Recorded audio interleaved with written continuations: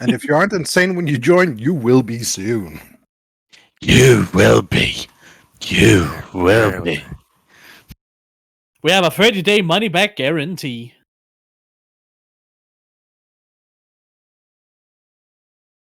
It's a shitty GIF.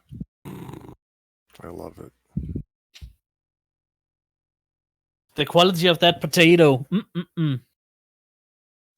How we It's doing? off center and everything. I can almost count all the pixels.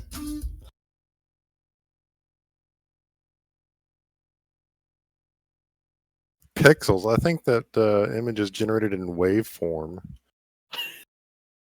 There you go. Deep fried. Awesome. Looks like we've got everybody. How's everybody feeling today? We're missing Wait, a Nexus, we're aren't missing a we? Nexus, dude. What? I can't read. Well, that's why we're telling you, friend, to assist you.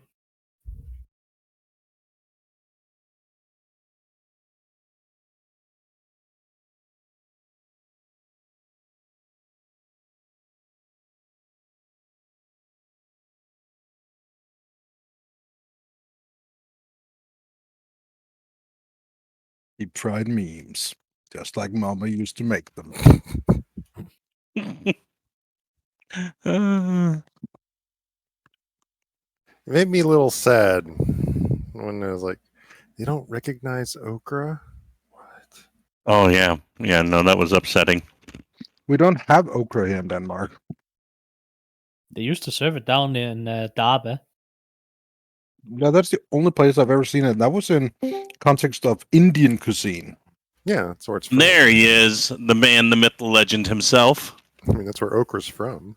Yeah, sorry about that. You are forgiven. But that was easy. You're 2 minutes Immediately, over. without hesitation.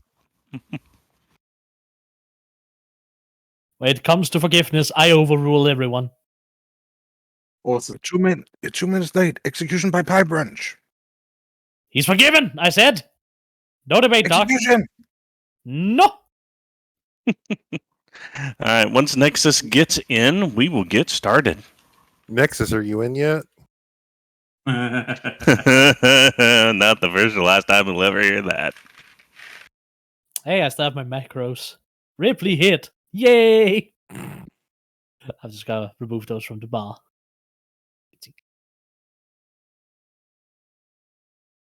Okay, I can't. I'm missing the buttons on top of my character sheet that allow me to choose the advantage, disadvantage, and all that stuff. Where do I turn that on again? You click in the cog wheel, Uh-huh. and then there should be roll queries, and then you click advantage toggle. Over to the right. We have a little the sheet. Odin. The cog wheel on Roll20 or in the character sheet? In the Character sheet. And then all the way over to the right, second from the top. In the rightmost box. Queer advantage. Gotcha. Yes. You don't know your sheet? Yeah, queers have advantage. Give me just a second. I need to restart my Discord.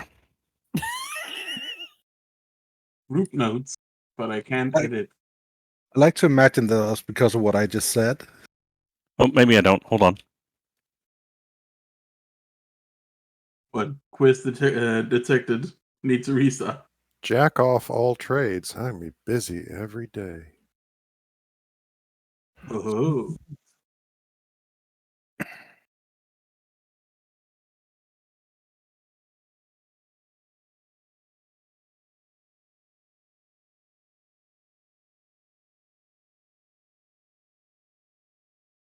Test. Testing. Test. Test. Testing. All right, cool. I'm doing something I never do. I'm not going to use push to talk. Did you lock the door? Yeah. No, Crystal can't stop us. 5 minutes from now. Bong, bong, bong, bong. Meow, meow. Yeah. No Wait, kidding. hang on a second. The banging sound and the cat meowing at the same time. You got big fists. Damn, Raph. Yeah. He's a fatty, but he's lovable. Oh no, that's not his fist. That's his tail. That's not his tail. That's his. It's thick. His heaviness. Speaking of, Why? I'm fairly certain Does this Milla's going to not break have- TOS. at some point. Nexus, is your character Thor from the new Ragnarok? No. He's way too happy. He He's way can't be too- 4. Yeah. He's not Thor. He's well rested. Yeah. Ha ha ha. Ha ha ha. Fantastic. If anything, he just looks like my brother. He Doc, really does. why does your second character also look depressed? First your first character, now this He- character. Cyntari, he's from Europe. Right, right. Yes, That makes we sense don't now. have freedoms and all that. And say you have freedoms, you don't have them. You just don't have as many as we do. Cyntari. Yes. Even our Cyntari, units are in freedom. Cyntari, what you're witnessing here is what's known as a scream for help. Projection. We're free, are we? Please, Doc, tell us we're free. Oh, my goodness. So wait, hang on a second. We got Thor. We have Odin's retarded cousin. We have a gecko, and we have a chain smoking goblin. All right, gecko. Which means we've got good car insurance, and Yes! then we've got a reject from a 1980s B movie. That's right. Yeah. Oh goodness! Now, I- try to do the same description for our old party. Oh, good lord! Oh goodness! All right, everybody ready? We ready to get this going? Sorry. I'm out of drink. Give me just a moment. I'll run. Swear to God! John, Yes. what race is your character? Lizard folk. He's a lunar folk. Do you have a personality, or is your personality lizard folk? He does have some personality. Okay, It's mainly centered around his favorite rock and or lamp. I like rock. I love lamp. I like Though flowers. he is still very much influenced by lizard folk mentalities. So I imagine his character will actually develop over the story instead of him just being Have you tried to eat Roscoe ever? no. Yeah, he's a little cold at start, but over time he'll warm up to you. Especially when you turn the heating up to medium instead of low. Set it up to simmer for about 5 minutes. Saute some onions, a little bit of garlic. Medium rare. Mhm. You'd have to slow cook a lizard. I can't imagine that they're That not would be tough as so hell. gamey, yeah. And you wouldn't want to marinate it for too long because I figured it'd be way too tough afterwards or stringy. Eric. Hey, Doc. Yeah. I mentioned this to John. It's a little tidbit about my character. That raven on his shoulder is a legit, real, live raven. It is a big, fat, lovingly, a big, fat piece of shit turd of a raven that can't fly because of a defect from birth. And since ravens are like long lived, like 25 years in some cases, he's had it for a while and just kind of sits on his shoulder, rides around, and he takes care of it, feeds it stuff, talks to it. His name's Roscoe. It's Rauner on Joe. What's that? Don't worry about it. All right. You guys ready? Yeah. Awesome. Yes. Well, let's go ahead and get started with Campaign 2.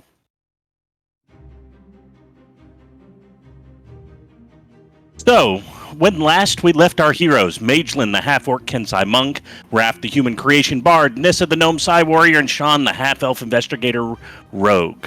They'd been celebrating the defeat of the rogue Collyroot, known as Mr. Virgint, in his attempt to destroy the chaos that is organic life.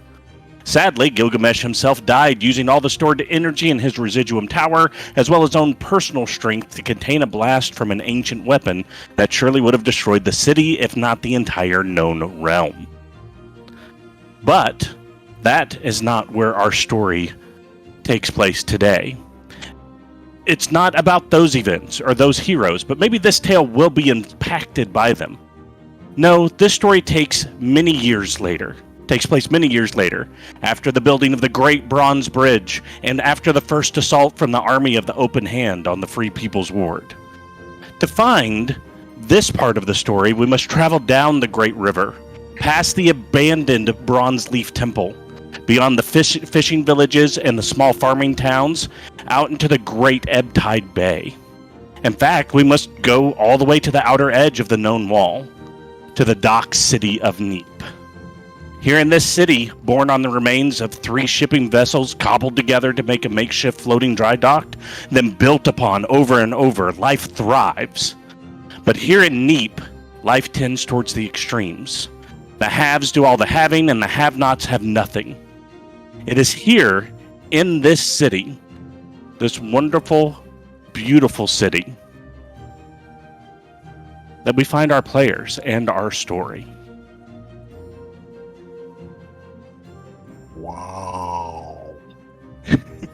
But sadly, we do not start our tale in the upper sales level, where extravagance and opulence is the norm and no one goes hungry. Nor do we even get to start on the mass level, where life is full of hard work, but full bellies in a warm bed. No, sadly, we start our story in the keel, the damp, moldy underside of the city, where the poor eke out survival and the ruthless take what little others have. It is in this dark underside that we will meet the first tale that we will follow. The dark path under the main mast is lit only by the dim embers of her cigarette. Doc, would you be kind enough to introduce us to Gobx? Gobx is a goblin punk. Very capital P on the punk. We're talking a good leather jacket, bit of studs here and there.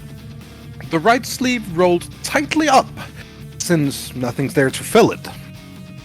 She looks constantly tired, and she's currently checking the rest of the content of her pack of cigarettes and realizes that there's not a whole lot left. She's gonna need to find a new job soon, or else things are gonna get ugly for people around her, because she does not deal well with quitting.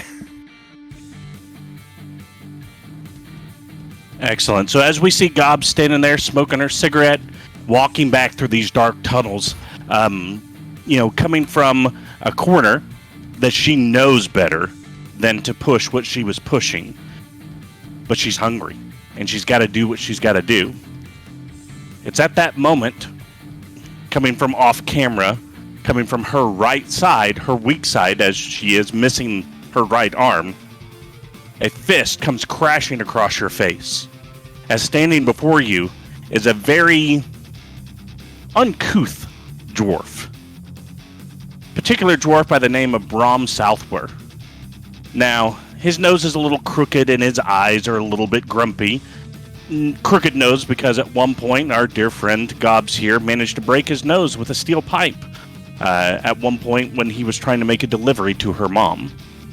Brom is flanked by his 3 or 4 typical goons. He's a dwarf. He's got a half-elf with him. He's got another goblin, and there is also a Goliath scrunched into this little area. But yeah, Gobx, he has just completely clocked you across the face.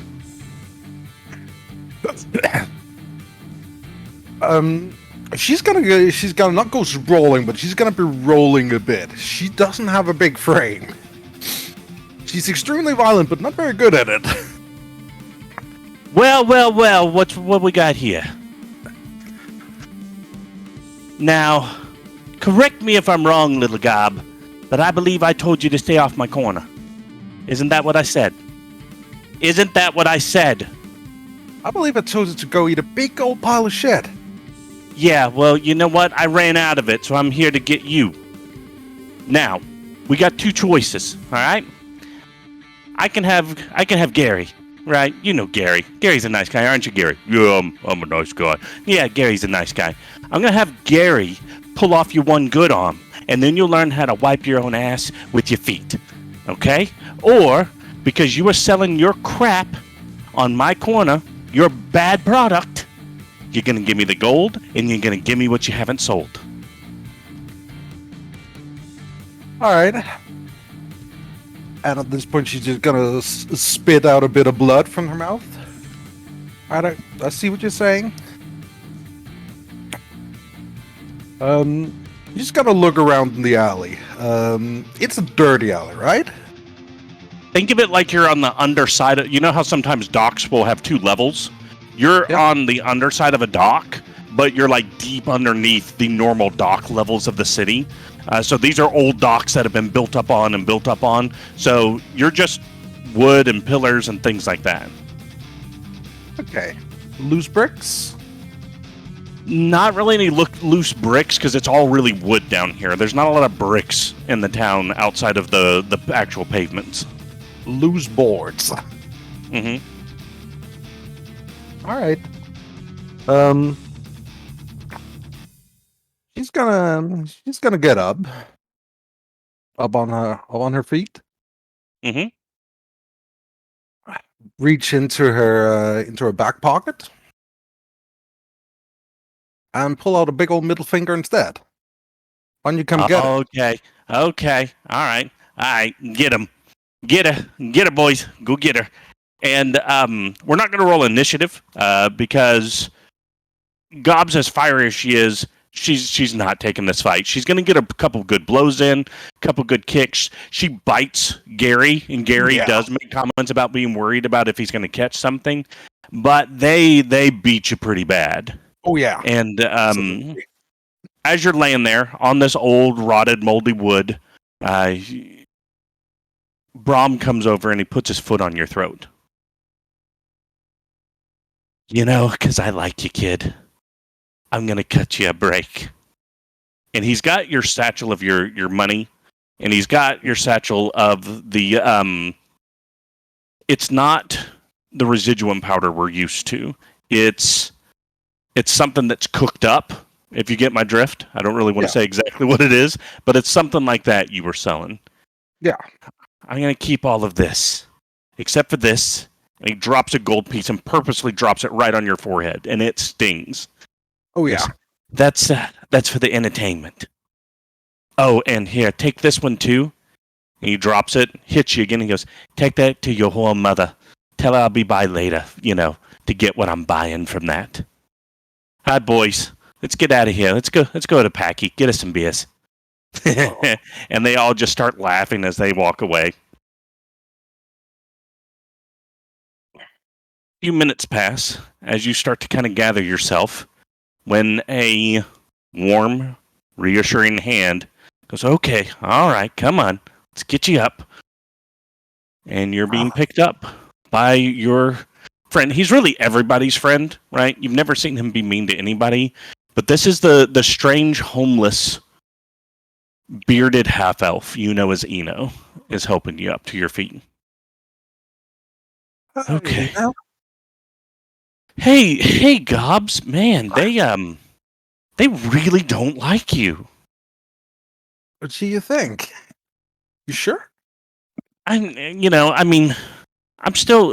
the best at reading people, right? And I always seem to see the best in people, but yeah, I don't think they do. Come on, let's go get you cleaned up.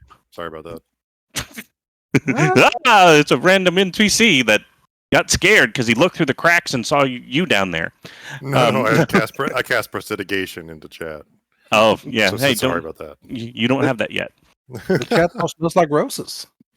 Yeah, suddenly you smell better. At least that's good, right? Yeah. So he begins he puts your arm over his shoulder and kind of lifts you up and begins walking you down. You take a few turns and you start to walk up to a familiar place, right? This is a shop that kind of a junk shop that this crazy old guy lives above, right?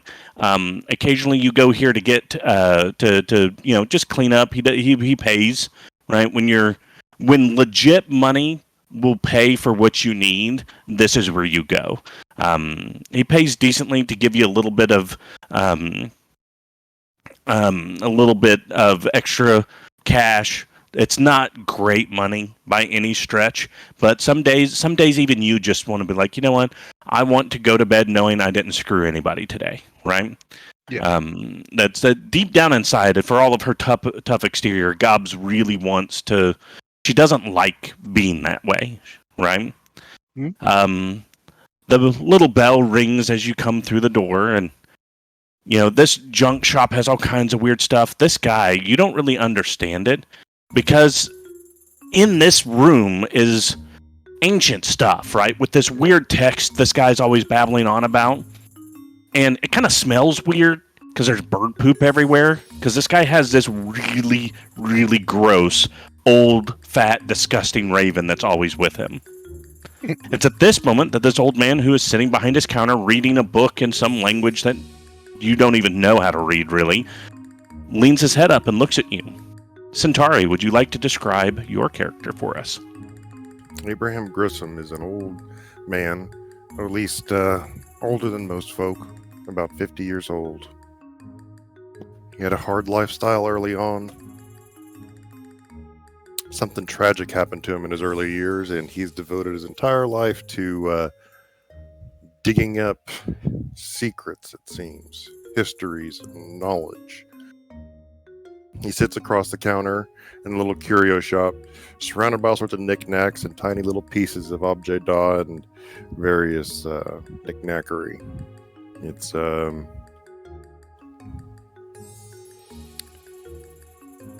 assortment of items that many would call trash, but it's the variety and sometimes rarity of the pieces that draw people in to browse through his stuff.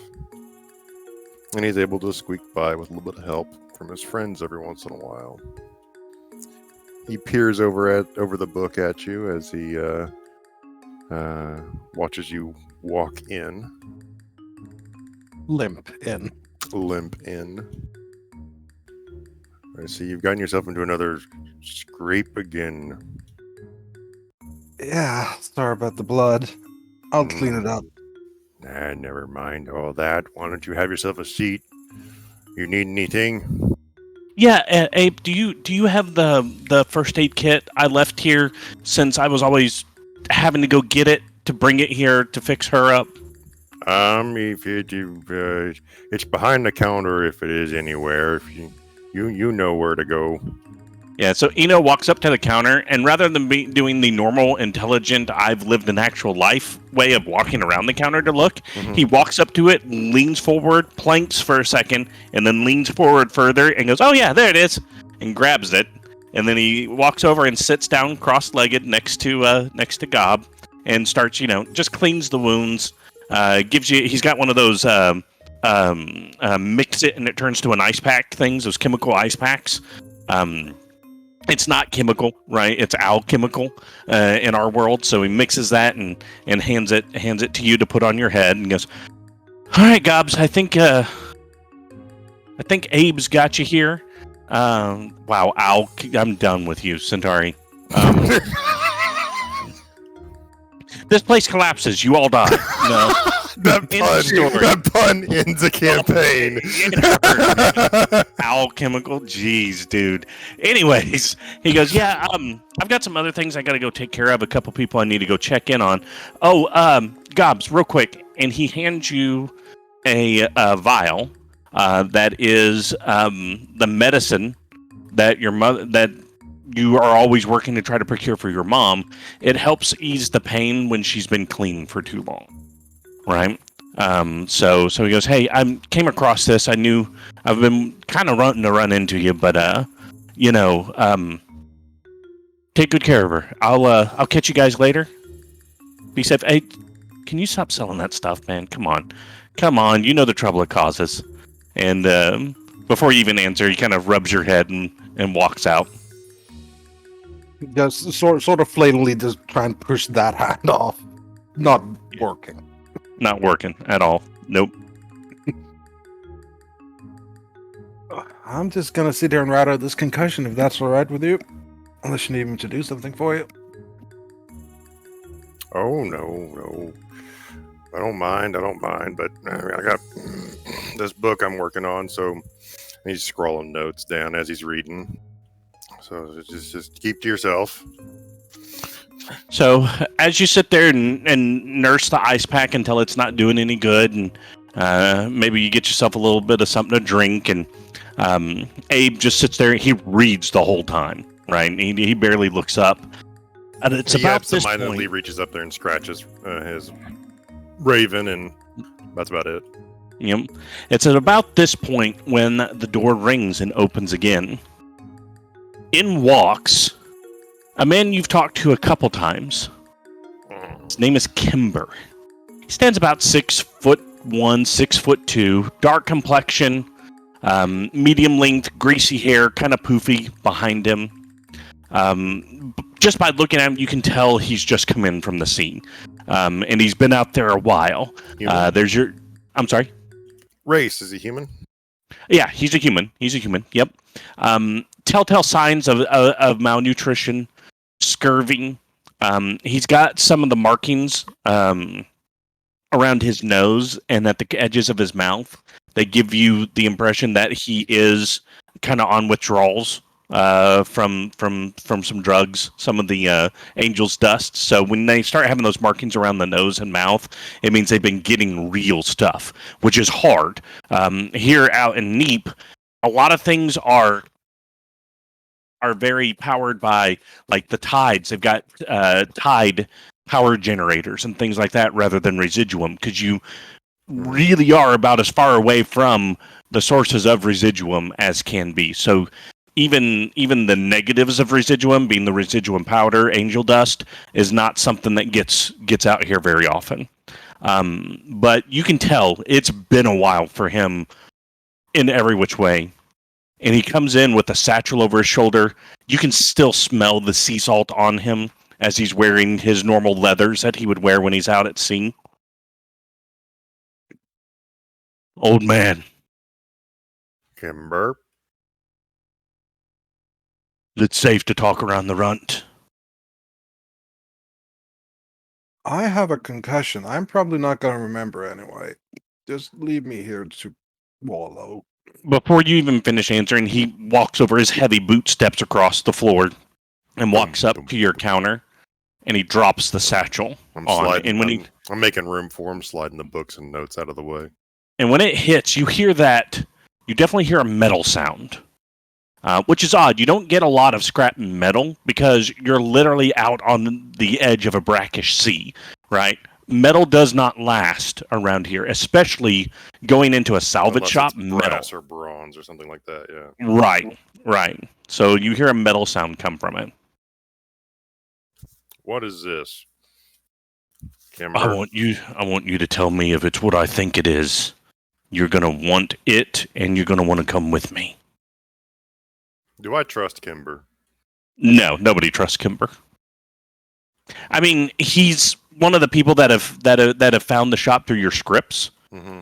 So you know there's at least some legitimacy there, and he's sold you a couple very poor condition things that had that archaic language, the unknown language on it before. Okay. I eyeball him, give him a side glance, and I make sure to take my, I'm not deliberately being slow, but I'm taking my time. I put my stuff up first.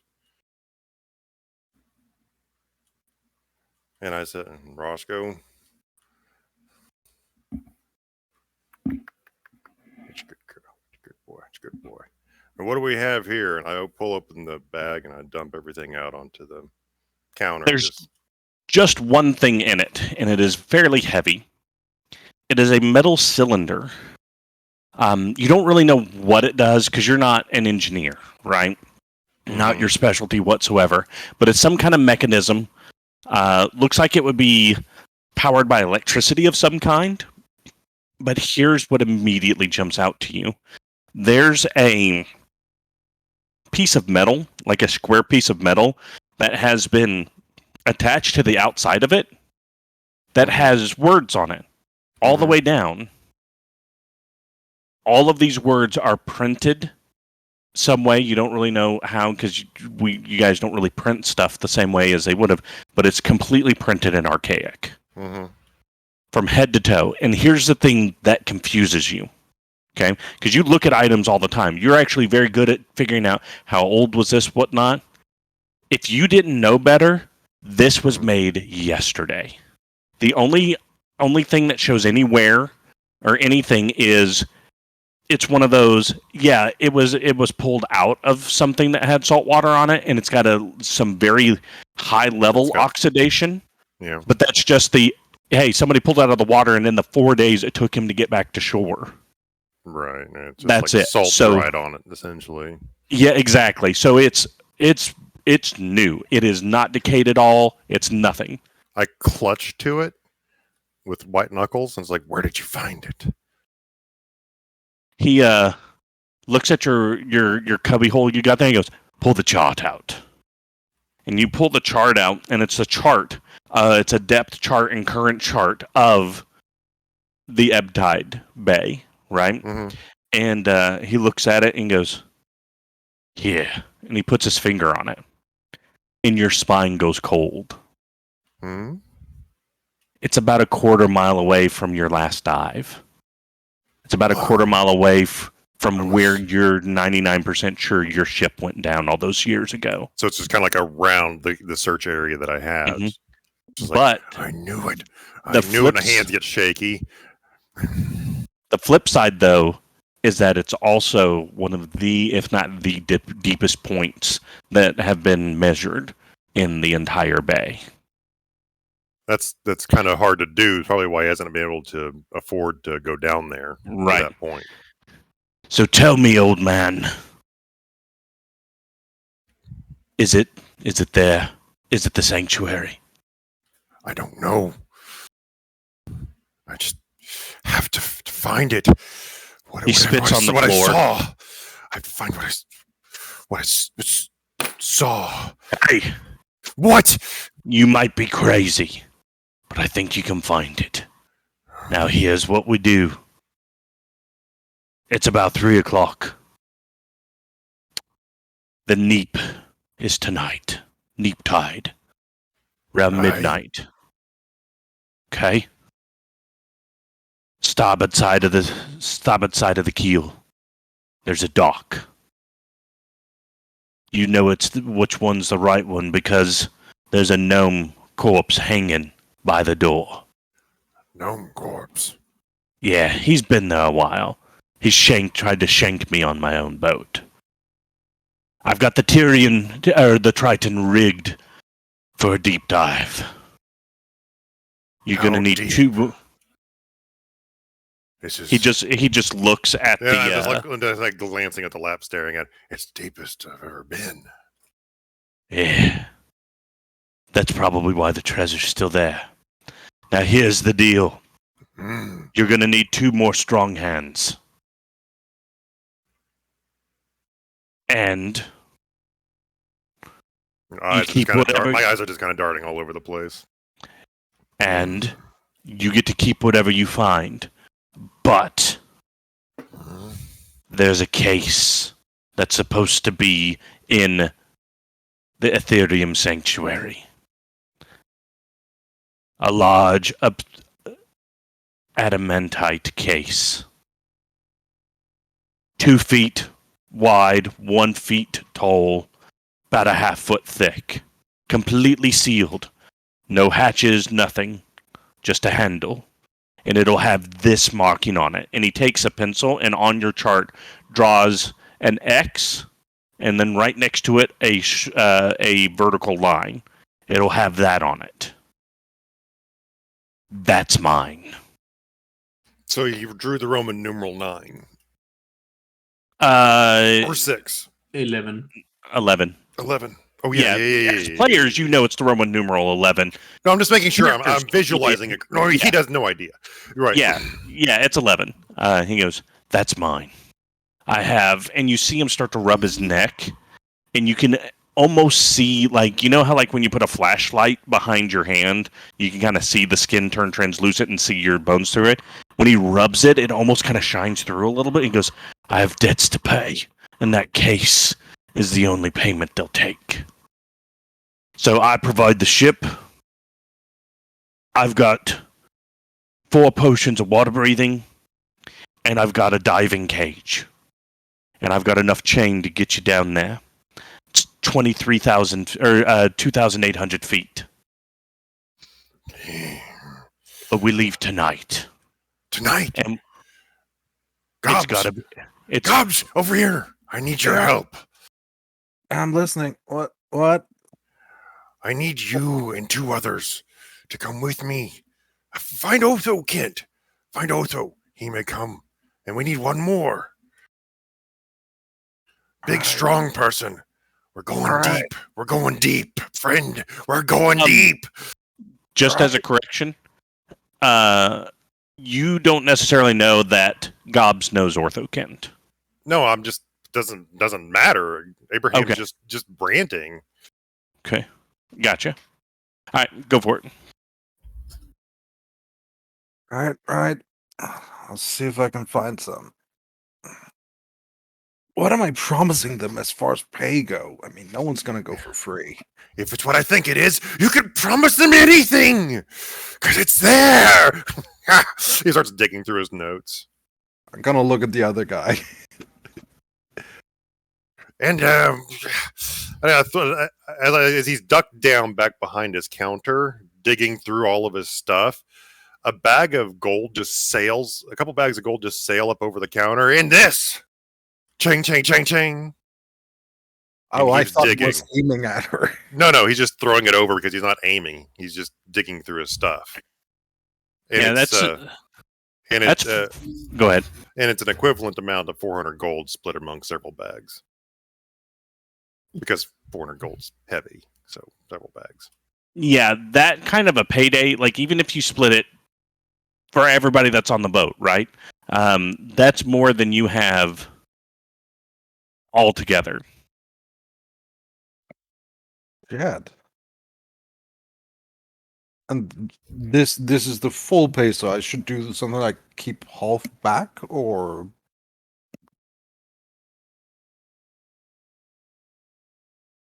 no response. I'm doing that.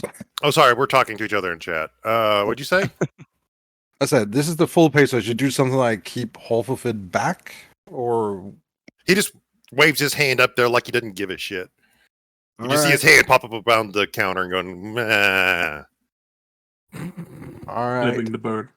Is Roscoe still on his shoulder, or is he on like the desk? He's moved. He waddles a lot, so he doesn't really fly. He can mostly kind of like he's like a chicken when it comes to his range of flight, a very lame chicken, and so he just kind of waddles onto his back to the level spot that exists as he's leaned over, bent over, like a cat, adjusts to where he's on his back. All right. She's gonna pick up the bags, check if she's missing any teeth. No, you're good. They all hung in this time. Hey. All right. I'm heading out to see if I can find some wrong men. So, Gobs, Thank you, as you in your brain, just remember there's really only one person that you've done a lot of work with that you trust. Yeah. Does that make sense? So that's who, and you know they need the money, big time. So that's your first thought. At this point, before you even start to leave, Kimber goes, "I'll see you on the ship tonight," and he walks out the door. Gobs, as you go to open the door, you hit something because it's a swing out door. At which point you hear a fairly non-emotional ow. And as you look through the window, you see a person standing there. John, would you be kind enough to describe our dear friend, Mr. Othokent, to us? Is it Ortho or Otho? Otho. I keep wanting to say Ortho, and I'm wrong. It's Othokent. Othokent. Well, when Gobs looks up at the rather tall, lizard-looking figure with the nice black scales and purple frills, he's currently wearing his a nice green shirt with a white lab coat over it, long, sleek black pants, and a pair of, well, comparatively nice shoes. Not very strong build, but tough as a lizard folk is built, he still looks rather bulky. One of us is gonna move, and you're larger. I am sorry. Well, I'm not sorry, but I'm going to pry into your affairs and say you look like you've been run over by a wildebeest. Oh no, I was up in the mast up there, the tall thing, and I was wondering, can you survive a fall? Turns out you can. That's going to take a deception check versus an insight check, please. Oh no, this is an obvious lie. She's being sarcastic. Oh, okay. Go for it. Sorry. So I'm assuming from the multiple bruises and contusions on you, it seems like you've been beat up by someone or something. Hey, I was looking for you, actually. Unrelated to this. Are you completely sure about that? This is who I'm looking for, right? Yeah, he was one of the people. He's one of the names that Abe mentioned. Not where you were going, right? You were going to go get the other person first, but he's right there. So yeah, might as well make it seem like that. Yeah, totally, definitely my first thought. Always. Well, Yeah. So, Abraham, Roscoe's dad, needs some people to go with him on a boat and die.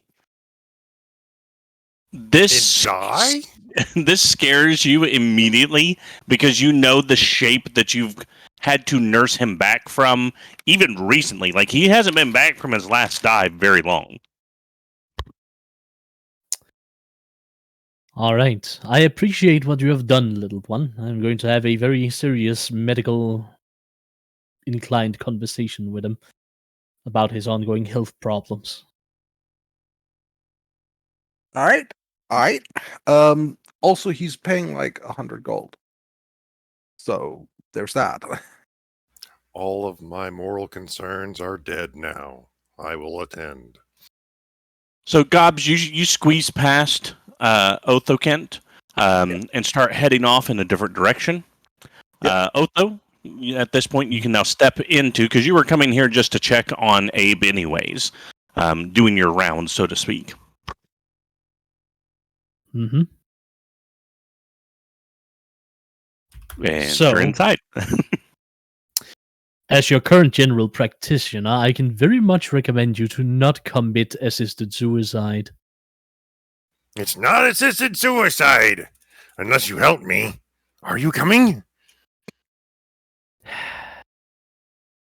I know you have talked about many of the things that you find down in the deep, but I am very sure that if you go all willy-nilly, you are going to, well, to put in a layman's terms, explode from the inside. Explosions from the inside can be dealt with. What can't be dealt with is not answering this question is what's down there. What does it say? What is it?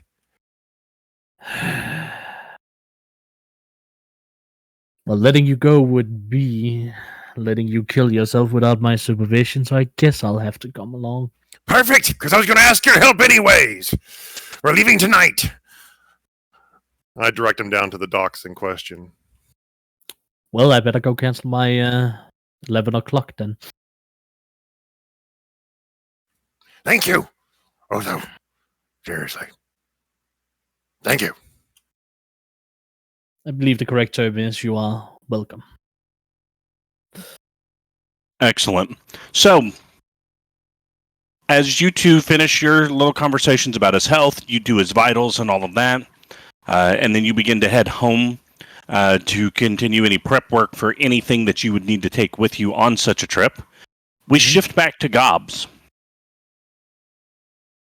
Gobs, you actually make your way up to the mast level, which, guess what? Let's take a look at what the mast level looks like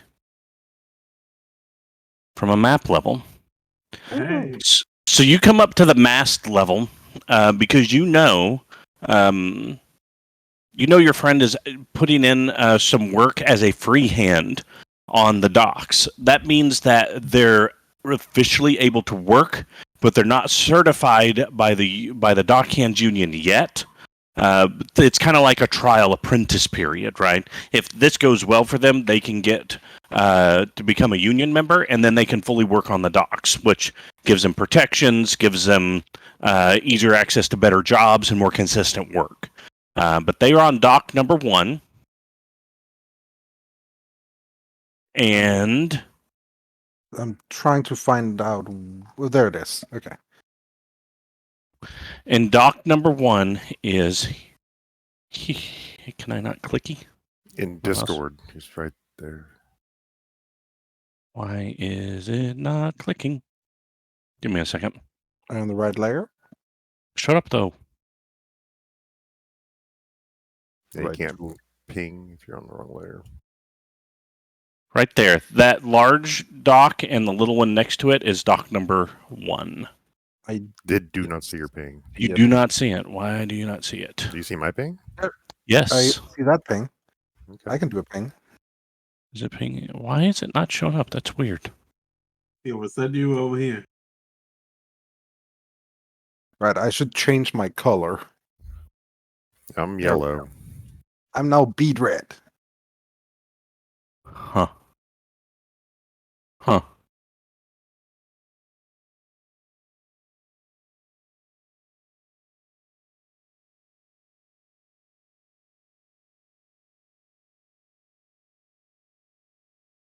Why is it not showing? What am I missing here? Well, you're on the correct layer. And do you have the right tool? You have the select tool. You have to make sure you have the select tool selected. The actual mouse cursors in the sidebar.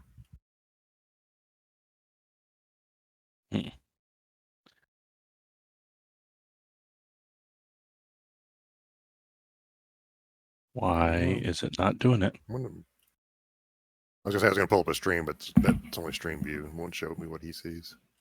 Yeah. I'll fiddle with it later, I suppose. What's weird is like That worked. you can see that one? Yeah, do it again. Oh, helps if I hit the right button. Come on. No. Yeah, that There we thing. go. Yes. That works. All right, cool. This is number 1. Okay. So Okay, does it the count, left. so it counts down 1, 2, 3, 4. It's a little bit difficult because some of these tiny docks count with the main dock. Oh, okay. So But some these of are them do not. massive docks then. Okay. Yeah, like probably 30 ships could dock to this big dock. Okay. So okay, I got you. These are piers. This is a dock for like Mhm. barges and shit. Gotcha. Yeah, but he's down on the smaller first dock doing his thing.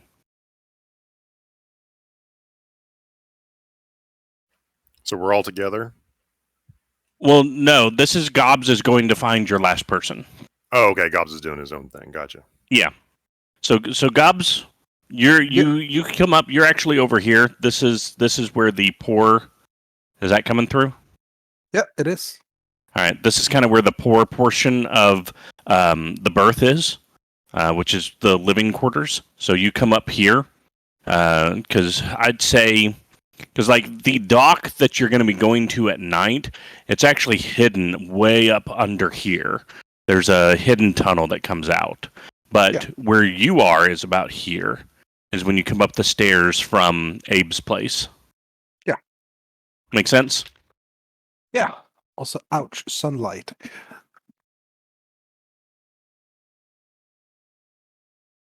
All right, let's just get there. And with that, she just pretty much starts walking. Because there's no other method of getting around that she can afford. Yep, it takes you about an hour to get through everything.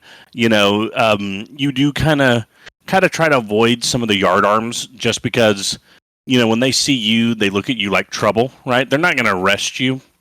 The different dock hands and things like that. But, you know, you also, as a side note, all of you need to have this in the back of your minds. And I should have made this more clear. You know you're leaving from an unsanctioned dock. If you are, say you're an uncertified dock worker, That alone gets you in prison for 5 years. And the merchant who would be hiring an unsanctioned dock worker gets a huge fine, like 10, 15,000 gold kind of fines. Having an unregistered dock, leaving from it on an expedition, is sketchy as all get out. So Gobs, you understand what kind of trouble you're about to ask this person to get into, potentially. Yeah. But as you kind of squeeze through and you get down to the dock, you see a small fishing boat that has come in from picking up. It's actually a crab fishing boat, and they're unloading the day's catch. And there you see, sleeves rolled up, working is your dear friend, Mr. Nathaniel. So, if Nexus, you would be kind enough to describe your character for us. Yes. Well, Nathaniel Pippin is a larger man, about 6'2", but slightly overweight. Although he's pretty springy and spry, and seems to do his job pretty well. Always with a big smile on his face, with his apple cheeks, and seems to hum along with whatever thing he's doing. He has a long hair, usually put up in a ponytail and a braid, and a big beard to go along with it, both the color of copper. Excellent. So, Gobs, you see your copper-haired friend, who's done many a job with you, both above board and a lot of underboard ones. Because when he came to the city, what was supposed to be here for him wasn't, and he ended up you found him half starved in the cold, laying on the ground, in the market, around the market. And there is a pretty good level of trust here when it comes to working together. So there you go. There he is. Hey, Nat. When's your Oh. next union scheduled break? Ha ha ha! You're funny. When do we get breaks? Do we get breaks? The captain looks at you and goes, "I'll finish up here." And he throws you your 10 copper for your day's work. Oh, thanks. Get on out of here. You did good work today, kid. I'll put in a good word for you with Coral. Sounds good. Do call on me again. Appreciate it. Good kid, my ass. Hey, why do you talk nice? I'm in a mood. Yeah, I can see. What's up? What, you don't like the new makeup? Anyway, let's Sure. I will let's just poke a bruise. ow. Don't do that. So, what? Let's head a bit down. I need a smoke, and I know they don't want that around the merchandise, so I really need one, by the way. And she's gonna check to see if they're actually intact. They're bent but not broken. That'll do. So they look like an old fisherman's hands. Oh, that's fine. It gets nicotine. It gets nicotine in the blood. So pulling one out, getting it lit. Yeah. And once we're a good bit out of earshot of anyone. How hard up for cash are you right now? That 10 copper is the entire existence of your financial stability. I mean, very. But, why are you dragging me aside? I'm really trying my best here. Because this isn't exactly legal, that's why. I mean, come on. I'm getting my license soon. Yeah, and there's 100 gold in this. 100 100. Yeah. That would be enough to get you back home. 100 gold straight up. It just slack-jawed for a second. Okay, yeah, okay. So what is it? I don't remember. Do you know Abraham? Old sketchy guy has a fat as fuck Yeah, raven. we've met a couple of times. He's hiring people to go with him on an unauthorized trip. It's going to involve diving. Yeah. It's going to be tonight. It's going to be way out. Why such urgency? Fuck if I know. He seemed very him and his. I and know the he's guy- eccentric, but No. This is special. He was. You could see the red behind the white of his eyes. oh. So it's not just you who's in a mood. Okay, so a dive. For where? How long? I don't know how long. I know it's going to be tonight. I know it's going to be dark because it's going to be the middle of the fucking night. Based off what you could see from the chart, it's probably a 3-day ride out. We're leaving tonight. At least it's likely going to be a good 3 days on the water. Going to be good for that. I mean, it's not going to put you in hot water, is it? I mean, no. Yeah, you don't have any jobs immediately lined up. No, but are they, is he gonna provide food and water? Fuck if I know. I mean, looking at how he was. Well, he's not the only one preparing. There's another guy who's running the ship. I imagine they are. Oh, you can never assume that here. I've learned that the hard way. Yeah, we should probably check. You know where his shop is, right? Yeah. Um, he's going himself too. I'm going, Is obviously. he should he be diving? Absolutely not. But who am I to look 100 gold in the mouth? I mean, I need the money just as much as anyone else here. Well, yes, but I really don't want an old man's life on my hands. And we better do a good job, eh? Ah, frick. Fiddlesticks. Okay, yeah, sure. Anyway, I'd say Awesome. probably go by his shop. Also, we are bringing. I don't know if you met him, like lizardy guy, lizard folk man. He's a Yeah, dog. Doc. Yeah. That's not going to be confusing at all.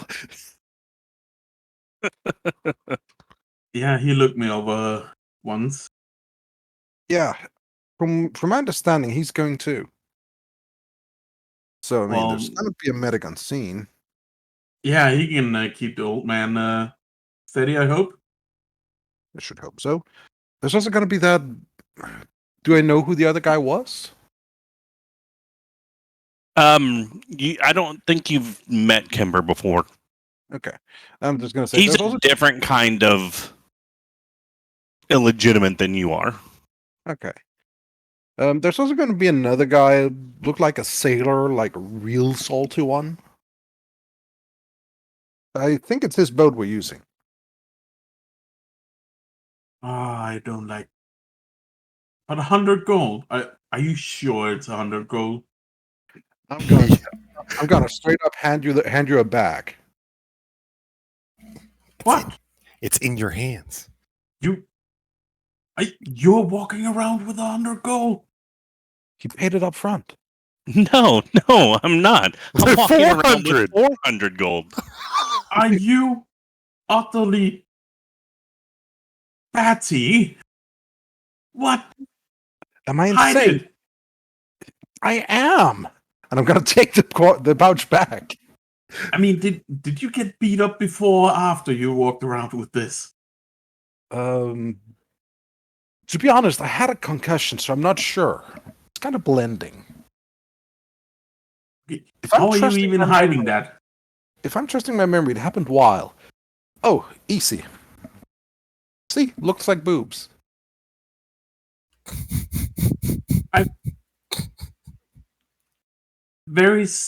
No, I'm not gonna comment on it. No. Just no. You Right, so will as you never two be a are- short stack.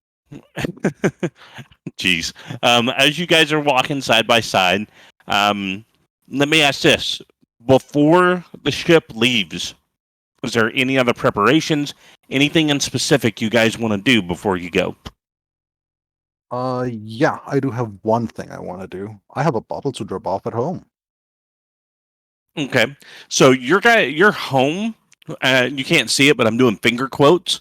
Is you guys have found kind of a broken down old boat that got stuck inside of, like, as the docks were built on, it kind of got stuck. It's not in the water, but it's still a boat. It's like somebody goes, "Oh crap, we need something to fill that area right there. Stick this small boat there," right? Yeah. And it was abandoned, in terrible shape. You've kind of fixed it up with whatever scraps you can find, but that is home for you. But it is down in the keel, and it's a little bit closer. It's closer to the water, because not many people want to be seen wandering around in the keel anywhere near the water line, because those are the kind of people that get questions asked. Yeah. So, after you depart from your friend and you give him the directions of where to go, you go down home and you find your boat. All right. I presume there's like the entryway and then one big room underneath or something to that effect. Yeah, it's like you walk down a set of stairs and you're in the bow or in the hull, and when you turn around, like, you would set up a curtain, right? Yeah. A string with cloth thrown over it to separate yours and Mom's room. Yeah. I think Gobs is going to be leaving her jacket with the gold in it. Like, out of sight of her mom, because she doesn't think it's a good idea that she sees that. Okay. Either way, she's gonna descend down there and go, "Ma, you here?" There's no answer. Alright, I'm gonna go looking. She's looking through the place to see if she's sleeping or whatever. Okay. You pull the curtain back, and your mom's not down there at all. I need you to give me an investigation check when you see this. Investigation there. Nope. So it's not uncommon for your mom to disappear. One of the things you would notice immediately, though, is because the place is always messy, right? Yeah. You don't see any of her clothes.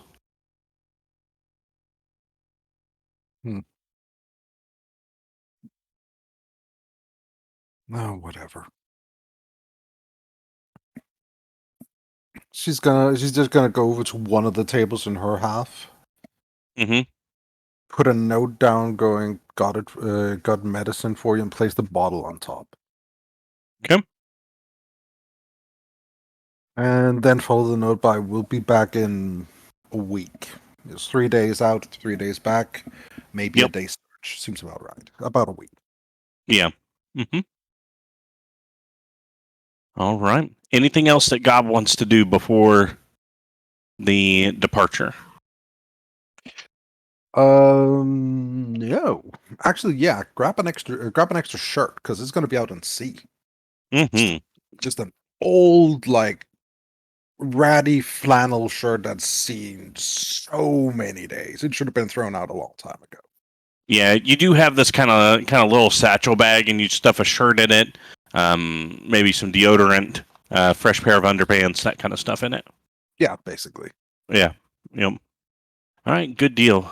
Mr. Kent, Othokent, do you have any preparations that you would like to make before the evening rolls around? Well, I'm going to go back to my practice and pick up some of my healer's kits to make sure I have for whatever might trouble my oncoming patients. And then I'm going to reschedule a lot of people. Okay. All right. So you start sending out messages to the appropriate people that you know, all of that good stuff. You're able to get your healer kits together just fine. You also go ahead, I would say, because of your knowledge of everything and just knowing how some people aren't good about it, you do swing through the main mast, through the market on the way, and you pick up some oranges, right? Of course. So it didn't cost very much. So I'm not going to have you bother keeping track of it right now. But you know, just to make sure you're taking care of everybody. But I'm also going to bring a small pack of seasick pills, just in case. Yeah, you may be a good swimmer, but boats are a little bit of a different situation. So I get that. Good deal. Mm-hmm. Nate, what you got going on? You doing anything special before meeting up with everybody? Well, I'm going over the various survival tips in my head, and I am not the best swimmer. Right. You know, there's probably at least one time that you fell in the creek and Tala had to pull you out, which she would never let you forget. Definitely. Yeah, I've tried, and I'm slowly being pretty decent at it, but yeah, it's clearly untrained. To quote Andre the Giant, you can only doggy paddle. Yeah, more or less. It's not a. It's a funny sight more than it's a pretty sight. Sink to the bottom and walk. Good deal. And last but not least, oh, I'm sorry. Go ahead. And just he wanted to make sure about the ration. Okay. You're so Gob, did you give Nate any of his portion? I'd likely have given him like a whole pouch. I trust him to do good work. Okay, so you've got the money, Nate. If you want to spend a couple gold on good solid rations, if you're just going to take care of yourself, it'd be like 10 silver for 7 days worth of rations. If you're going to take care of you and Gob, we'll call it a gold. If you're going to go beyond that and make sure everybody has enough, you're probably looking at 2 gold, and they'll give you like a duffel bag full of like dried fish, citrus, some water skins, that kind of stuff. So, but you know your character, so you can tell me what all he takes. Yeah. Just rations. Just for you, or for you and Gob, or you and everybody?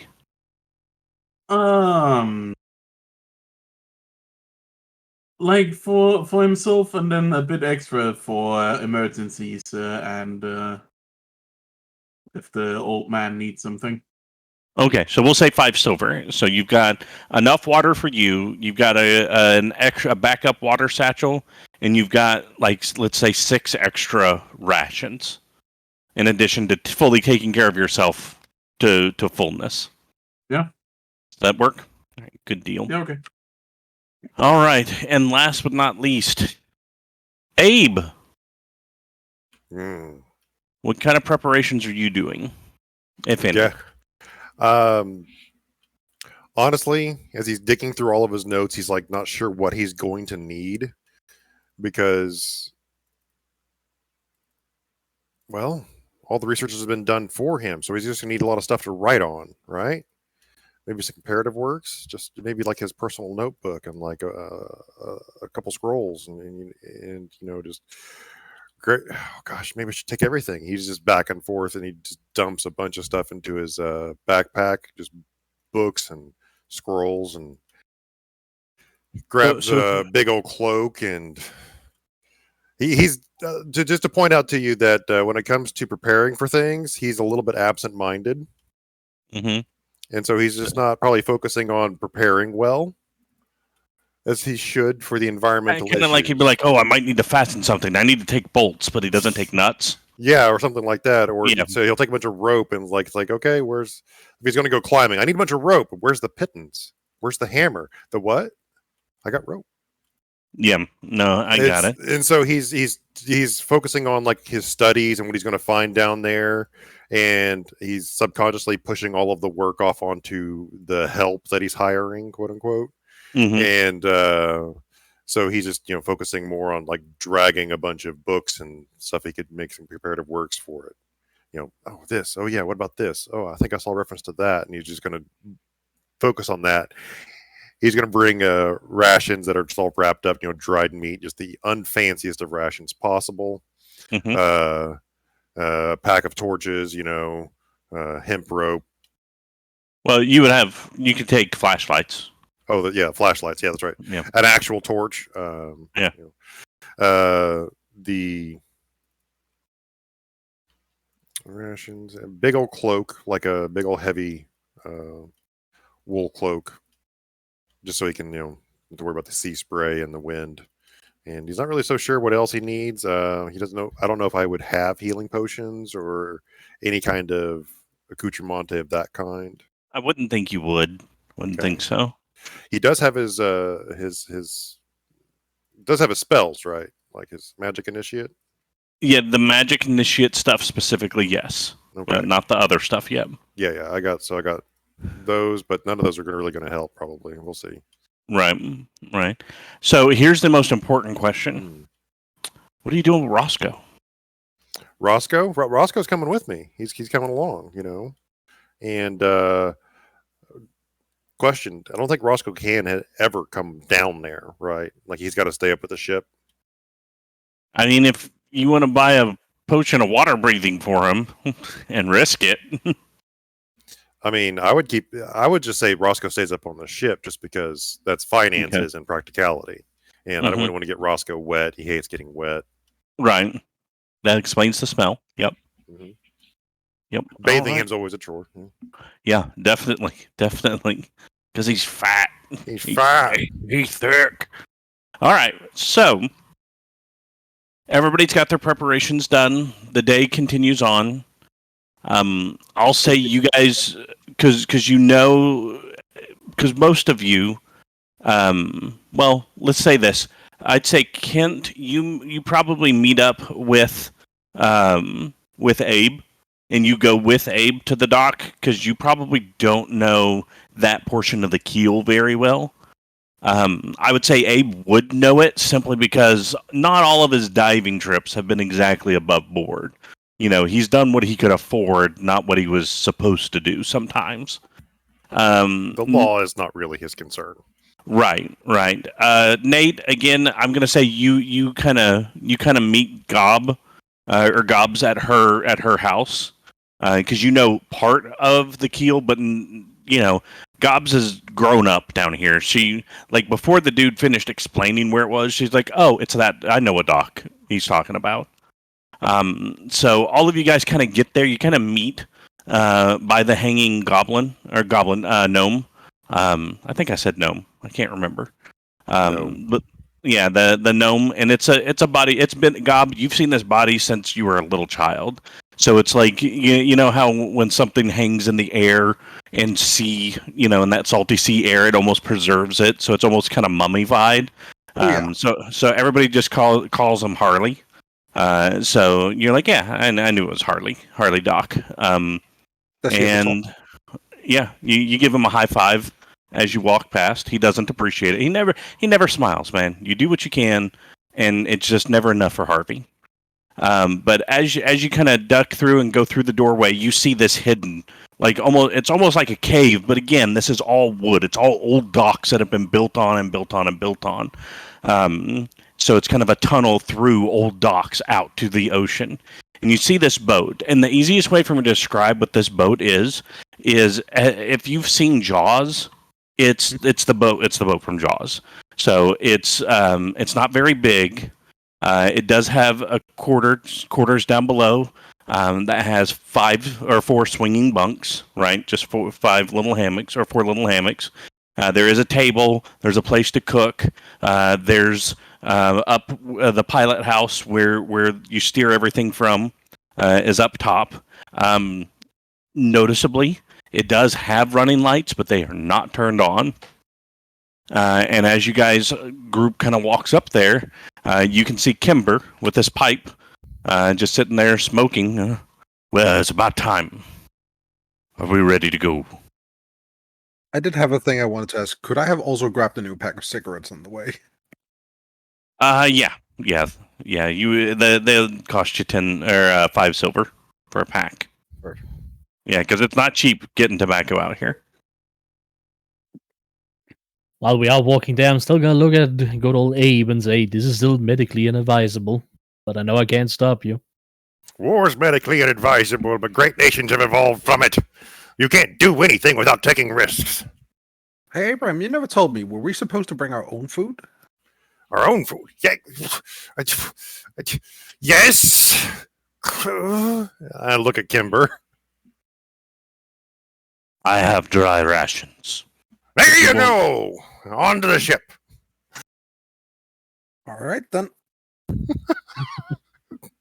This is too fun. And All right. looking back at the still very bruised goblin, Othokent is gonna ask, do you need an aspirin or something? Oh, yes, I've been having a splitting headache since this happened. Also, I'm starting to see double. You know, when a doctor asks to look over your bruises, it's usually the best idea to say, yes, please. Thought someone had looked over them. Oh, he wasn't a licensed doctor, that's right. I'll get to it when we get on the ship. Excellent. So as you guys get on and sit down, A slow bleed has started.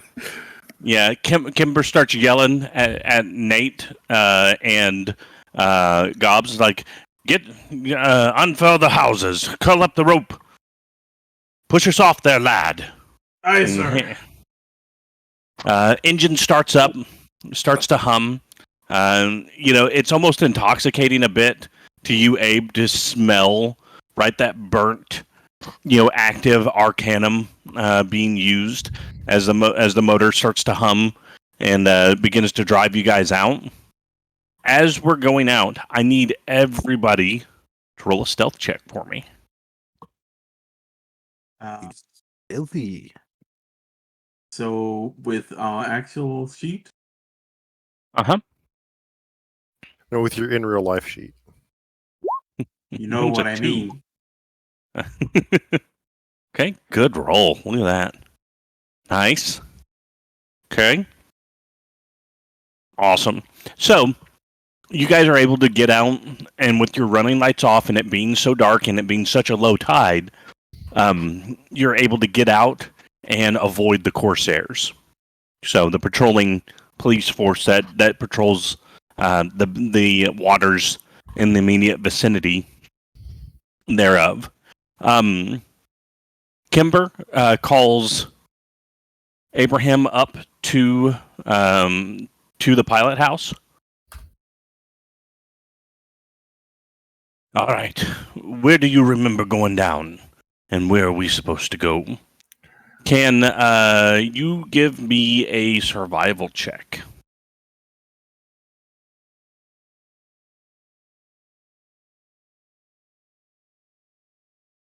With advantage, because he's helping you. Okay. Yes! None of us train. It's No idea where I'm going. Here's the thing. You do, and that's what, because you've studied this and you know this, that lowered the DC. The DC was actually 10 from the get-go. So, you guys plot the course. It's going to take you about two days to get there. Kimber goes, I'll take this shift. Where's the little green one? I'm here. You always sneak up on me like that. I'm going down below. You know how to drive this thing. I've sailed before. All right. 4 hours. Come up here and relieve me and let me get some rest. We'll trade off. Do you have a stool or something to stand on? Because otherwise I can't see shit. Chair? There's a box in the hold. That'll do. All right. So, over the next couple days, as you guys are going through the journey, nothing real eventful. Weather's pretty good. You are still running without running lights during the day. Thankfully, it's a new moon, so it's not hard to see across. And from a distance, and seeing the other ships with running lights, you guys kind of dodge them. Because, again, getting caught with outrunning lights, you're in trouble. But also, if you run across a Corsair, they're going to ask to see your certificate for which dock you sailed from. And that would be very, very bad. So you continue dodging ships and things like that. As you get closer and closer, is there anything anybody wants to do? Any conversations you want to have during the journey to the dive site?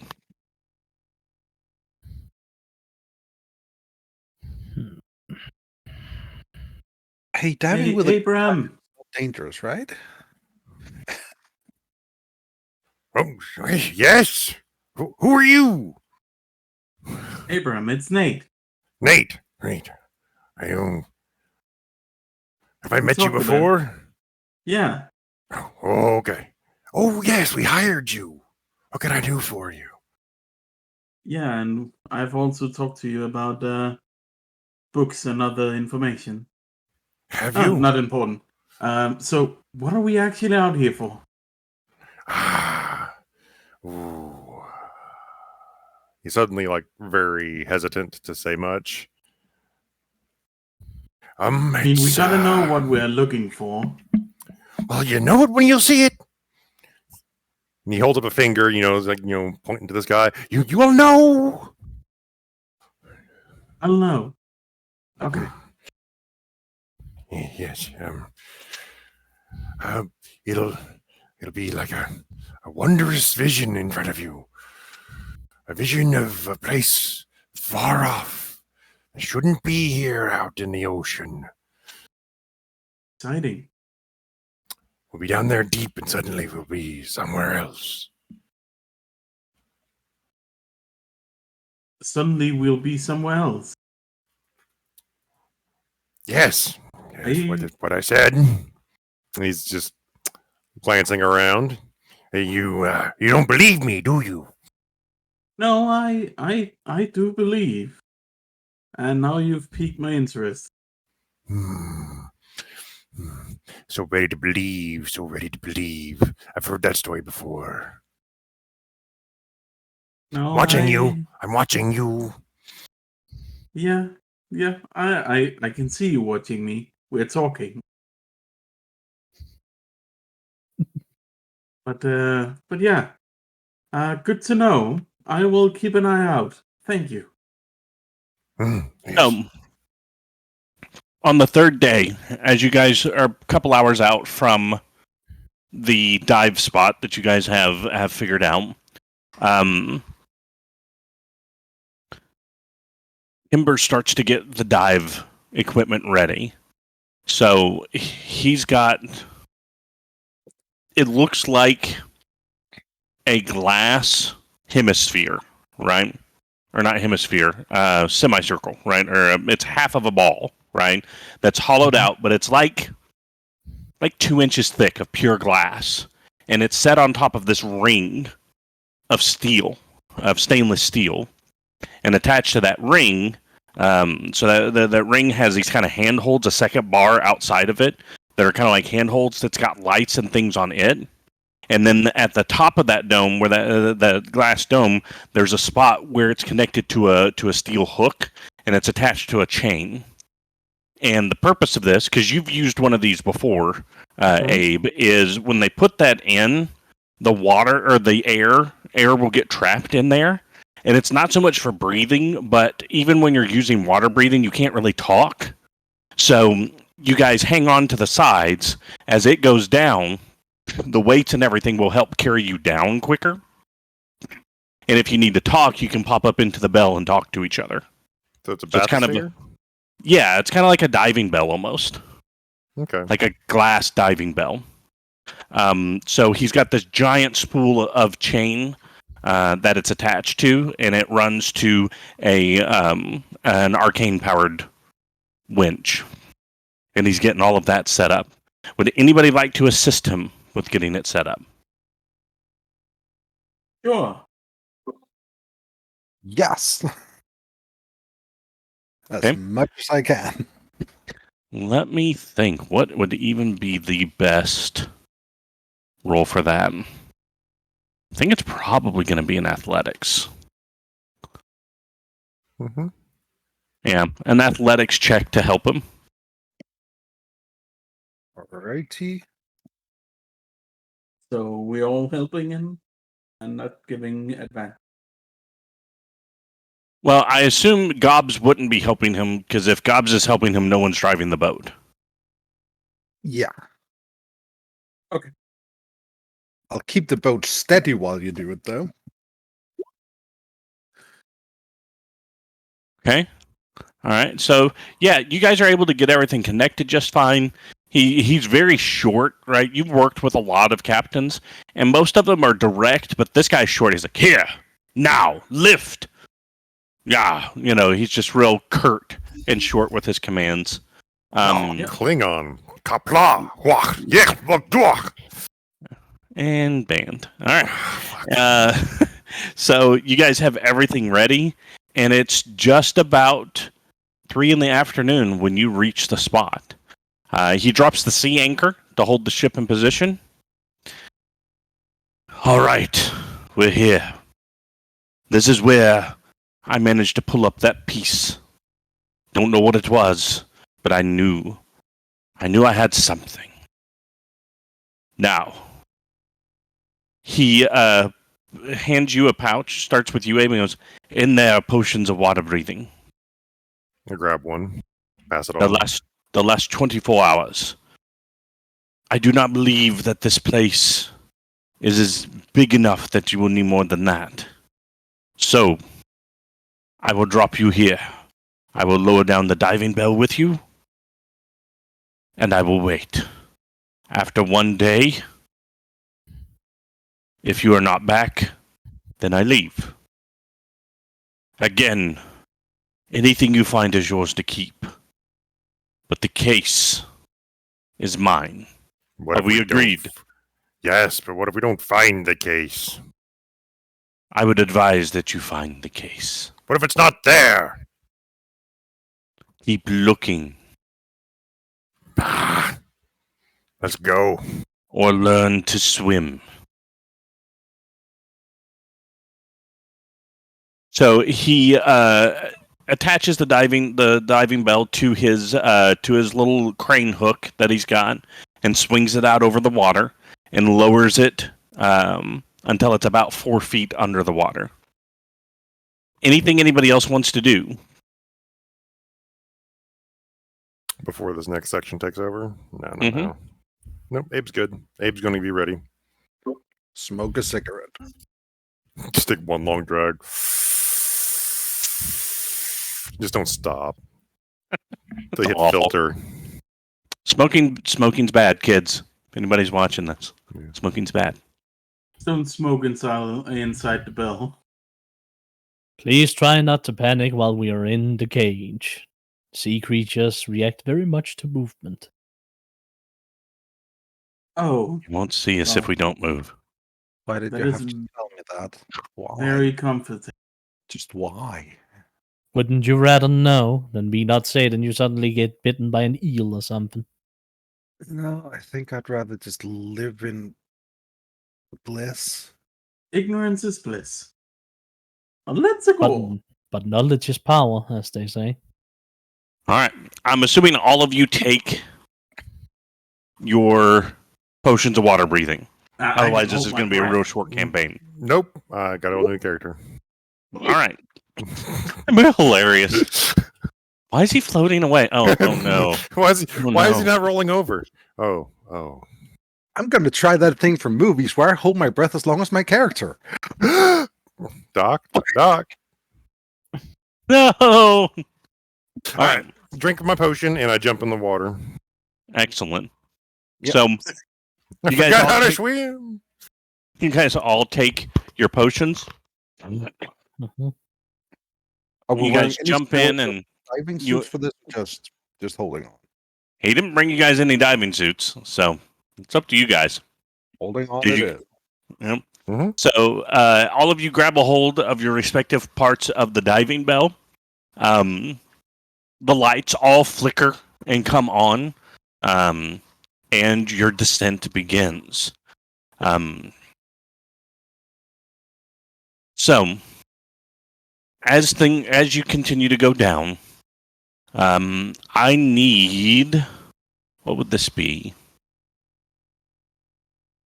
Well, if we're just I holding need- on, survival? No, it's not a physical thing. I'm going to say I need a wisdom saving throw from everybody.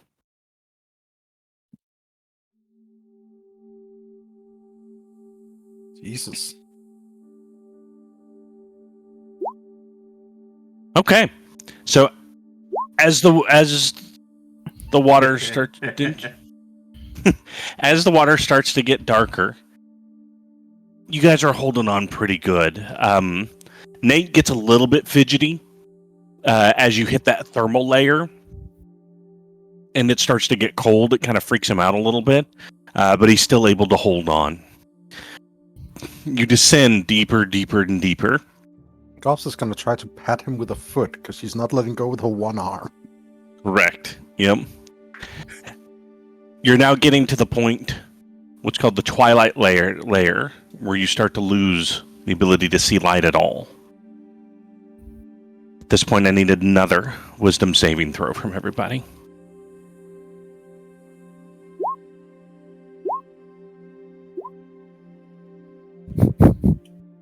Man, Stone Cold Goblin.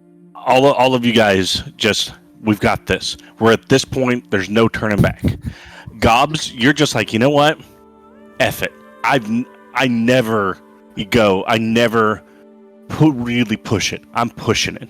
This money is going to set me up. I'm going to get someplace nice. I'll get mom clean. We're finally going to have a chance to be happy. There's nothing that's breaking your resolve. I have a question. Mm-hmm.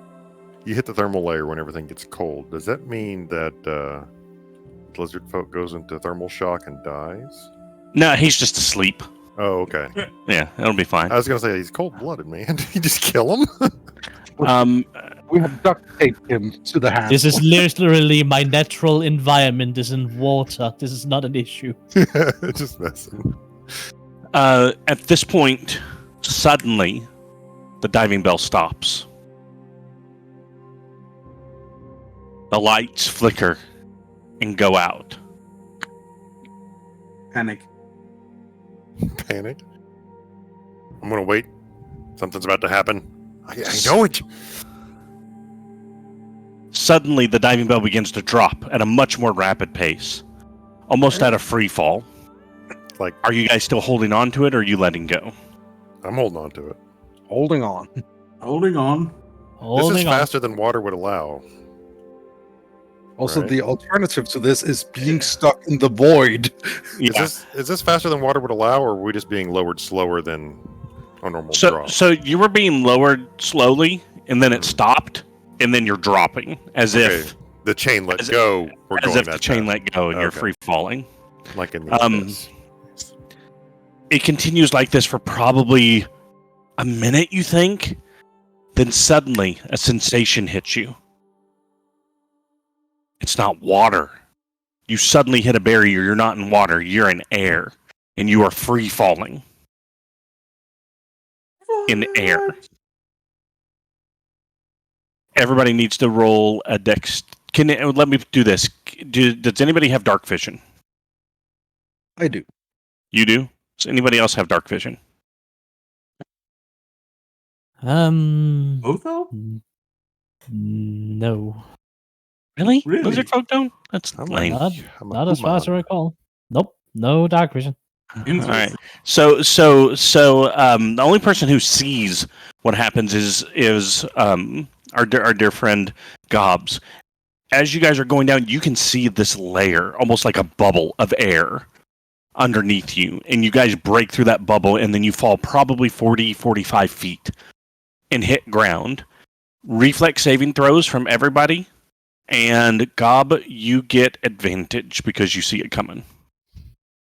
I'm gonna try and yell out brace for impact, and it's likely gonna be too late at that point. Old man goes into a 3-point stance and lands perfectly. I'm trying to do this with one arm. It's not going well. You see it coming and you're doing the worst. Yeah. So I've been here before. braces really, really well.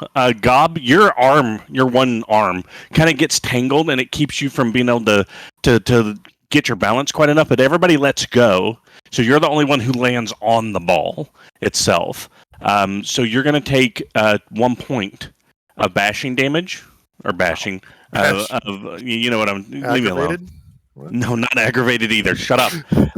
Of blunt damage. My brain's not working. There's gonna be a hollow pong, Bludgeoning. Bludgeoning. as she Thank sort you. of just bounces off of it. Yep. Dong! You've seen the video of the hamster on the yoga ball? That's what's happening. And as a note, you kind of twist your ankle, so your movement speed is reduced by 10 until the next long rest. But you're on dry ground. And I don't just mean like, oh, you're not in water. It is literally like it's perfectly dry ground. Grass? Not grass. Yeah, not Sand? grass. It's like caked dirt, like really dry desert dirt. Huh. I flip on my flashlight. So you flip on your flashlight, you kind of look, and you can see that barrier of water. And as you're looking at the barrier and you continue to turn around, your light hits something. It hits something very familiar to you. You're looking at the building. The building you saw all those years ago when you were out on your first run on that shakedown cruise with the lead shipbuilder of Dock 10. When that arcane engine exploded, tore the ship in half, and you being stuck below decks as you were right next to it, went to the bottom with it. You remember that grassy green field, that small building that had all the weird four-wheeled vehicles outside of it, the sign with words and letters. You know that's what they were, but you couldn't read them. Nobody could. You see the building you've been searching for the last 30 years in front of you. But this time it's dark. It's different. The last time you were there, you saw, which everybody really thinks you're crazy for, because as far as everybody knows, there's only been a couple hours that the sky was ever blue, right? It's always been purple since then, and before that, it was teal, right? Mm-hmm. You saw blue sky. You saw that vibrant, not the dull yellow sphere in the sky that is the sun. You saw a blinding, if you looked at it, sun. You saw fields of green grass. You saw this pale off-white building with blue edges to the roof. You could see through the windows men, women wearing white coats, working on something, on things. You saw them look out the window. You saw these people. And they pointed at you. And then you remember drowning. You remember everything going dark. And you remember being picked up a full month after your ship went down, even though it felt like hours for you at best. The lone survivor of that accident. Everybody for years have been ridiculing you. Oh, that's old Abe. He's, spent too much time out at sea after a shipwreck, poor guy. Surviving so long on mercy.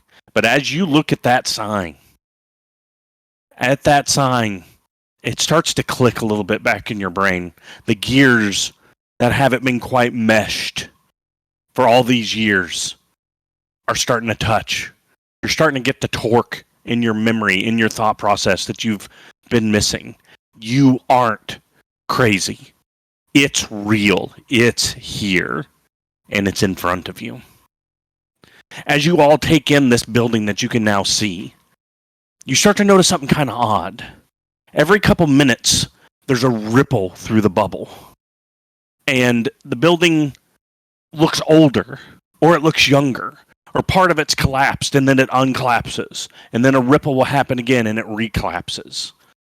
Sometimes it almost feels like the temperature changes. It gets hot, it gets cold, it gets warm, it gets okay. One of the times it ripples as you're standing there trying to figure things out, it starts raining.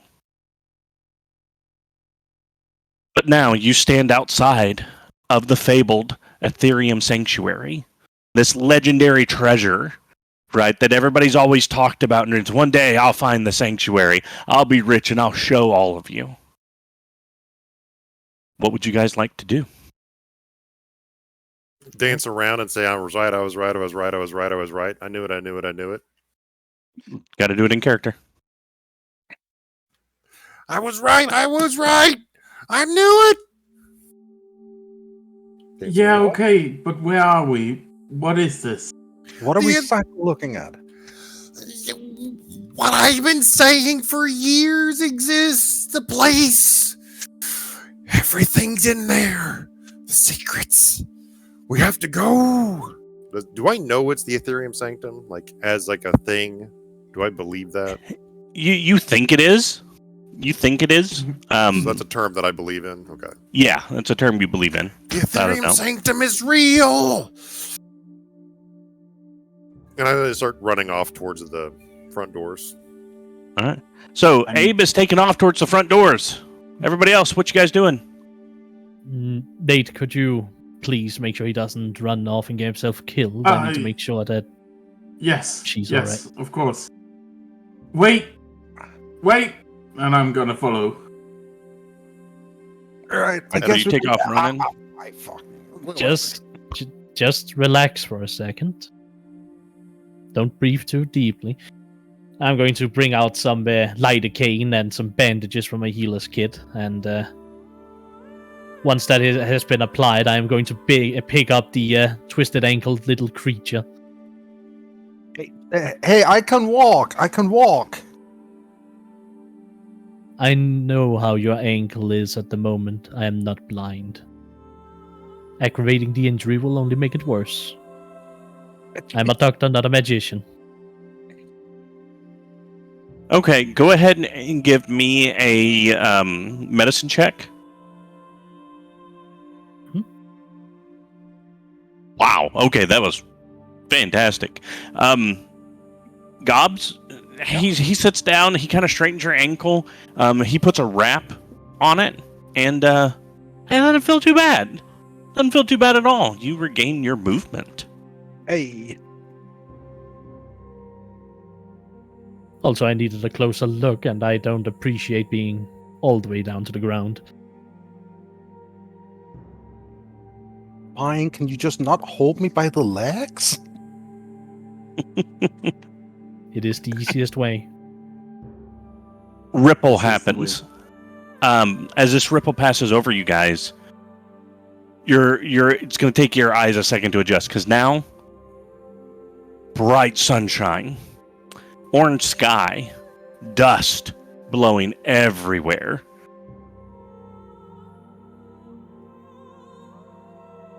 All right, let's catch up to them. This is unpleasant. What the fuck are we looking at? I would tell you if I knew. But I have no idea. You intend on carrying me the whole way, or can I walk? Sorry, I'm You being can walk distracted now. in real life. Yeah. You say that as you've gotten to the door and caught up with them. The front door Is a security door. It is a secure door, and it is locked. Is it a glass door? No, it is a metal. It's like two metal security doors come together and they mesh and they're locked. Yeah, there's probably like one of those bars in the center on either side. Mm-hmm.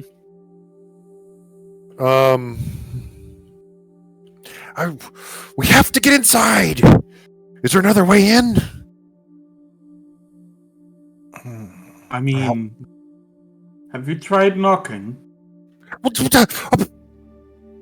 No. So I knock. There's no response. Well, that didn't work. Anybody else got any ideas? I have a crowbar.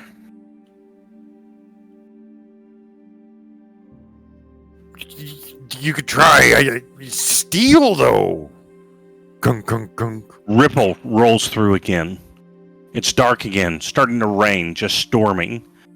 Flashlight on again, I Lightning guess. flashes. What the fuck? Something's weird about this rain. It's actually burning your skin a little bit. It doesn't feel good at all. When you look, when the water hits your skin, it's actually orange. The water is. It's not good at all. But the right-hand side door is missing now. We're going in now. Get in! In. Oh, wait, not. Who's the last person through the door? 1, 2, 3, not it. Likely gonna be Gobs. Gobs, need a dexterity saving throw as a ripple comes through again. 11. Poor Cobbs. The ripple, as it comes past you, as you're walking through the door, it suddenly materializes up, hits your inner thigh, and almost severs your leg as the door materializes, as it's back to being daytime. Thankfully, Kent was right next to you, still kind of holding you, and he pulled you and kept your leg from being completely cut off. But you've got scratches all the way down your inner thigh to your ankle, and it tore off the ace bandage that he just put on. I just put that on there. This place is wasting my medical supplies, and I do not approve. That's way worse.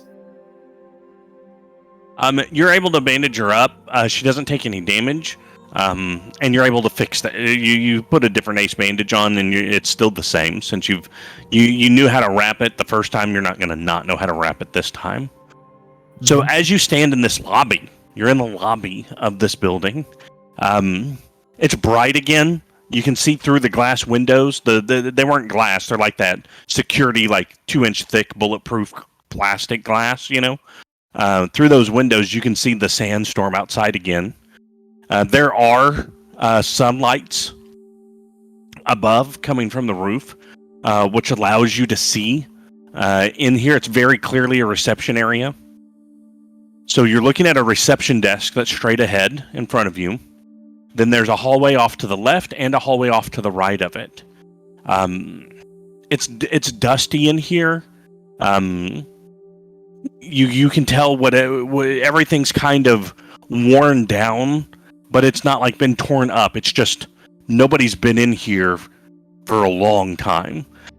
Give me Abe, give me a history check, I think is what we're going to do with this.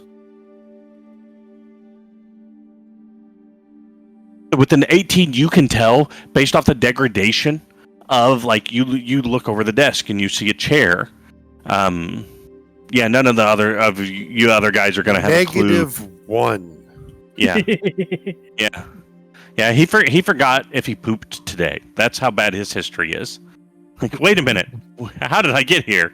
But no, as you look at things, you notice the degradation of the paper that's there, the sun bleaching from light coming in through the sun. None of this has been touched in probably 250 years. But this is obviously a secure facility of some kind. Which doesn't make sense. I was here within my lifetime, and there were people inside. Right.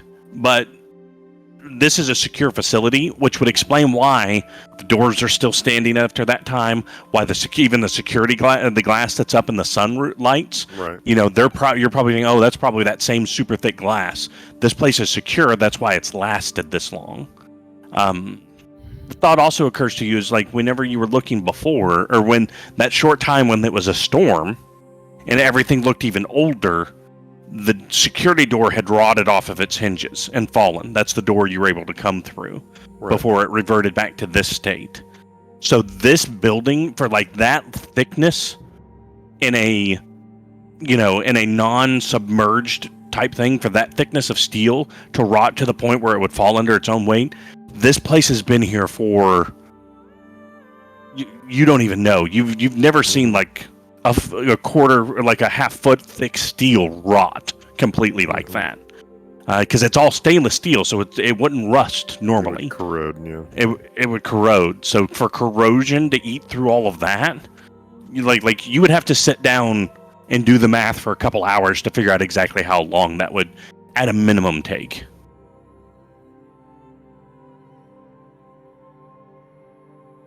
So I'm investigating for pretty much anything interesting, mysteries, documents, big binders full of.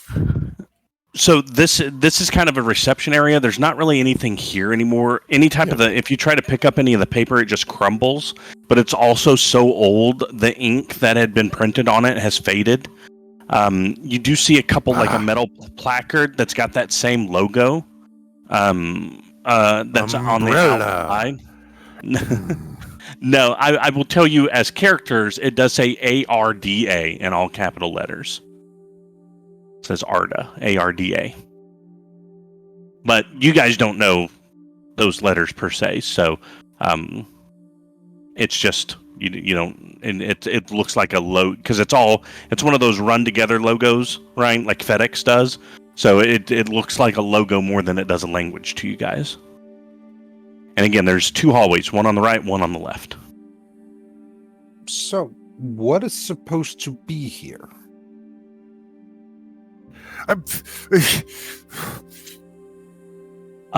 Everybody can do a history check. I like the idea of not being able to answer the question. Yeah, that's fine. I don't know everything. I mean, We're a group of idiots. I don't think it would make sense for me to roll, really. It would, because you work on the docks and you hear stories. I mean, okay. I'm not saying they're going to be accurate. So, so I would say, Kent, you've heard the name before, Ethereum Sanctuary. Gobs, you're so busy running scams and trying to keep your mom from misbehaving that you don't really ever sit and just listen to old sailors chit chat. Abe, the reason why you don't know all the stories is because you start to hear them and go, no, it's obviously not a dragon's treasure because A, there wasn't a dragon when I saw it, and B, dragon's treasure would be bigger than that building, right? So yeah, I don't believe all the stories. You don't believe all the stories. Nate, you've heard stories that it's like it was an old ship full of Gilgamesh's gold, and he was sending it across the ocean out to Neap to be hidden during some times of troubles in like 10,000 years ago, and it got hit by a storm and sank. So it's pure gold. You've heard it's pure. It's got the secret of how to artificially create a residuum hidden in it, and that it's a old facility run by the dragons and all that kind of stuff. So you've heard stories of it, but every story, it's if anybody ever finds it, they'll be rich beyond all comparison. And that's everybody dreams of it, right? It'd be like, us joking around like, yeah, I'm going to win the Powerball, right? It's like, yeah, I'll find the Ethereum Sanctuary this Friday. I'm going to win the lottery. Right? No. Exactly, right? It's one of those kind of things. So when it starts clicking that's where you're at, you're like, okay, this isn't just going to be enough money to get me home. This may get me the resources to find her. Yeah. So your hopes are getting up a little bit there. Yeah. But yeah, so you're standing there. All the stories are lies. We're going to find the truth. I really hope that this is the truth. Deeper. We must go deeper. This Yep. is So nothing here. So the way you're looking at it is if you're standing at the doors and looking straight forward, there's some rotted benches on the right and the left, and then there's the receptionist desk, right? And then behind the receptionist desk on the left and the right of the desk are hallways that go back further into the building. The Ethereum Sanctum is ironically filled with Bitcoin. Ethereum. You know, ever since they went proof of work, it's just, you know. Anyways, what would you guys like to do? I'm just gonna stick back a little because I've already been hurt twice.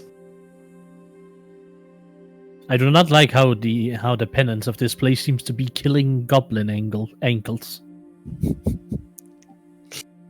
You know, I'm just happy I didn't lose the leg. But Yes, specifically, we're going to make traps for goblin ankles. But why? How dare they not be cankles? Sadly, The thickest of ankles. limerick rowing is very advanced, if not just straight up magical. Limerick what? Limerick growth. Limerick growth, yeah.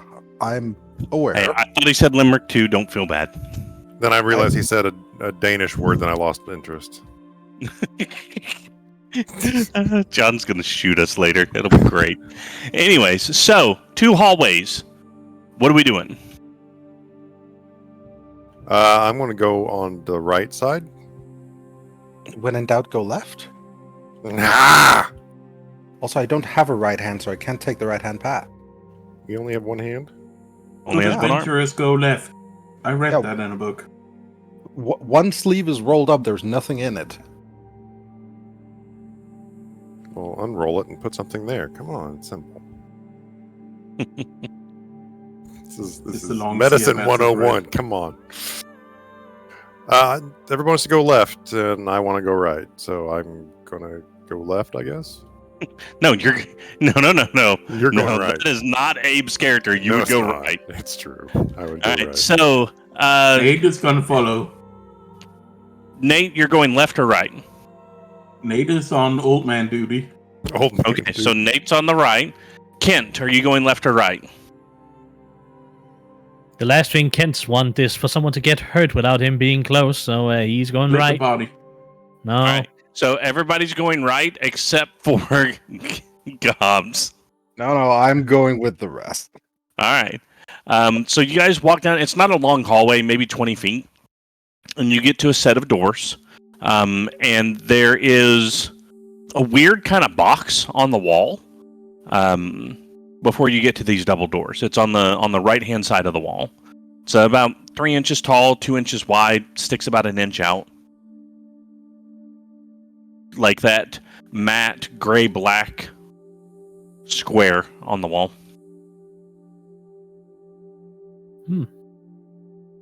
And a set of doors.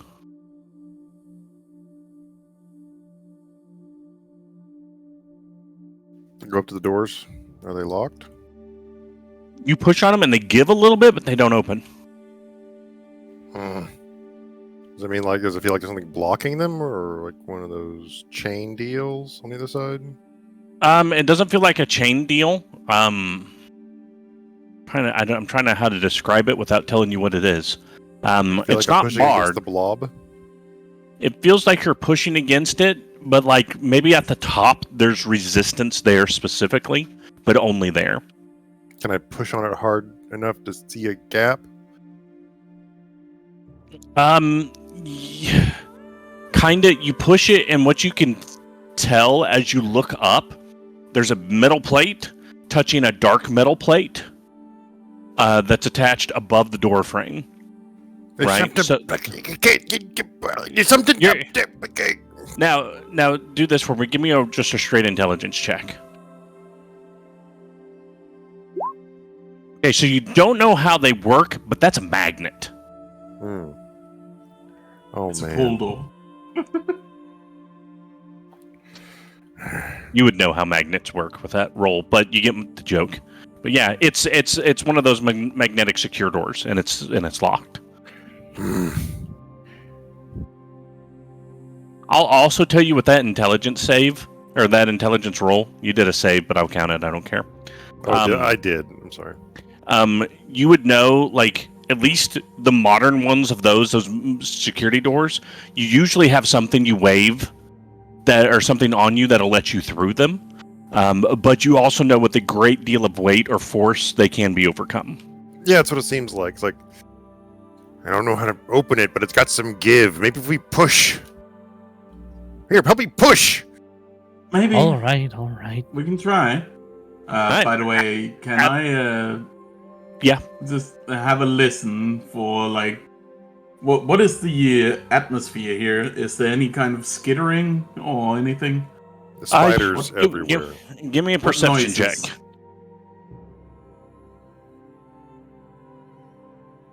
You don't hear anything other than you guys and the howling wind outside. Good. Okay. Breathe and push. Everybody, come on! Athletics checks, everybody. I'm on it. Sheets does not cooperating.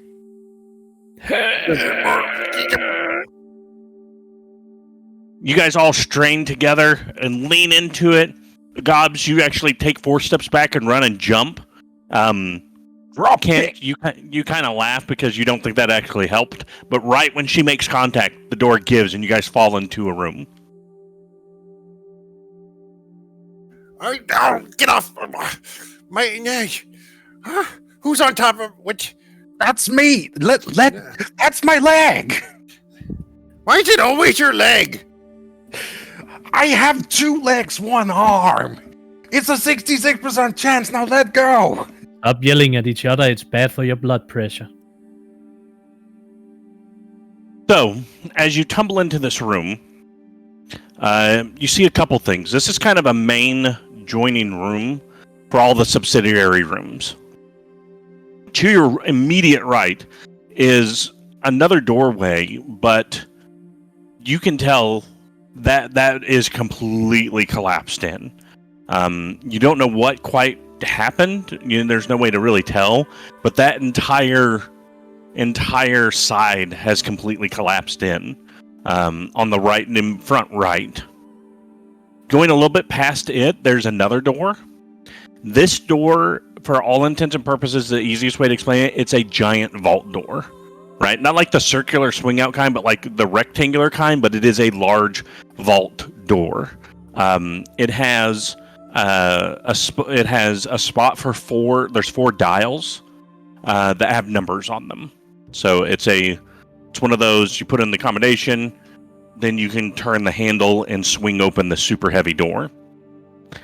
To your left is a normal door. It does appear to be intact. And it looks okay. You can't really see what's inside of it. It doesn't have a window, but there is a door. And then, again, right across from where the vault would be, there's another door. These doors are a little bit bigger. They're double doors. And you can see sunlight, that hazy orange sunlight, pouring in through that window. Then there's one more door. If you were to move to your left a little bit, you'd be looking straight across the room at it. And it's a double door. And these are nice oak doors. There is wording above each one of these doors, but unfortunately it's all in archaic, which means at this time none of you can read it. So collapse door on your right, immediate right, vault door forward right, door you can't see through the windows to your left, double doors that sunlight's coming through to the far left, and straight across is a nice door. Also, to your left, the wall that you, like when you walk through the doors, the wall that would be behind you to the left, is another set of double doors like you just went through. Both hallways went to the same room. Okay. So the one that has the window we can't see inside, can we shine a flashlight into it and take a look around? It doesn't have a window at all. The one to the immediate left does not have a window. The big doors, the double doors that are further down to the left, have windows, and that's where the light's coming in from. Okay, I thought one was described as like being dark. You couldn't see inside. No. It doesn't have a window at all. It's just a door. So, kind of like the ones you just came through, but just a single door. Abram, do you know any of this, or are we just going around blindly? I never made it inside. I was only out there. And he doesn't care how that comes across as in a show of inexperience in the situation. He's go ahead try and give me, Abe, give me an Arcana check.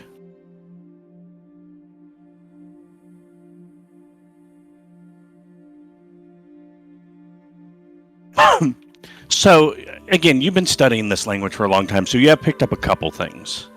So I'd say as you're here and as those gears have started to turn again, as some of the franticness has pulled back and the scholar of old has started to kick back in, you recognize Arda, right?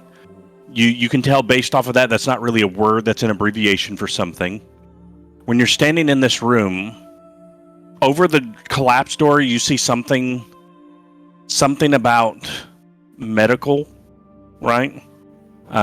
You see a word repeated on 3 of the doors, the door to your right and both of the doors on the left. You figure out that word is lab, which makes sense because the door that doesn't have windows, that would lead to the room you were able to see in when you were here last.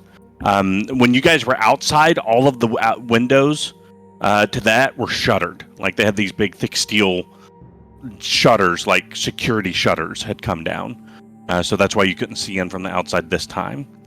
And the one across the way, it's something. It's like a long word, a really short word, and then Arda again over that one. But you don't know that big word and the small word. You're not really sure what they are. We have.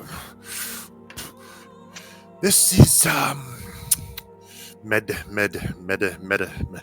probably something to do with medicine, medical something.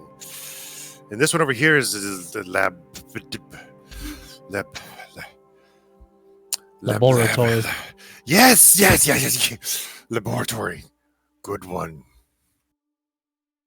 So yes, this broken one obviously led to their medical facilities, and this one led to their lab. I saw it. It was busy. It was busy last time from outside, and people were inside, and now it's closed. So, what about the fancy door here? Fancy door? What? Pointing towards the, I believe it was oak door? Question mark? It was like a wooden door. Yeah. Yep. They're oak, and they have frosted glass in them. Yeah. There's actually, and I would say you guys could probably figure this out. There is a name. There's that same, what's that big lettering above? It says a name and then has that same phrase underneath it. And the name on it is Shelton. I'm sorry, wrong name. It's Stephen Linnaeus. Is on the frosted glass. Can we get a spelling on that? Thank you.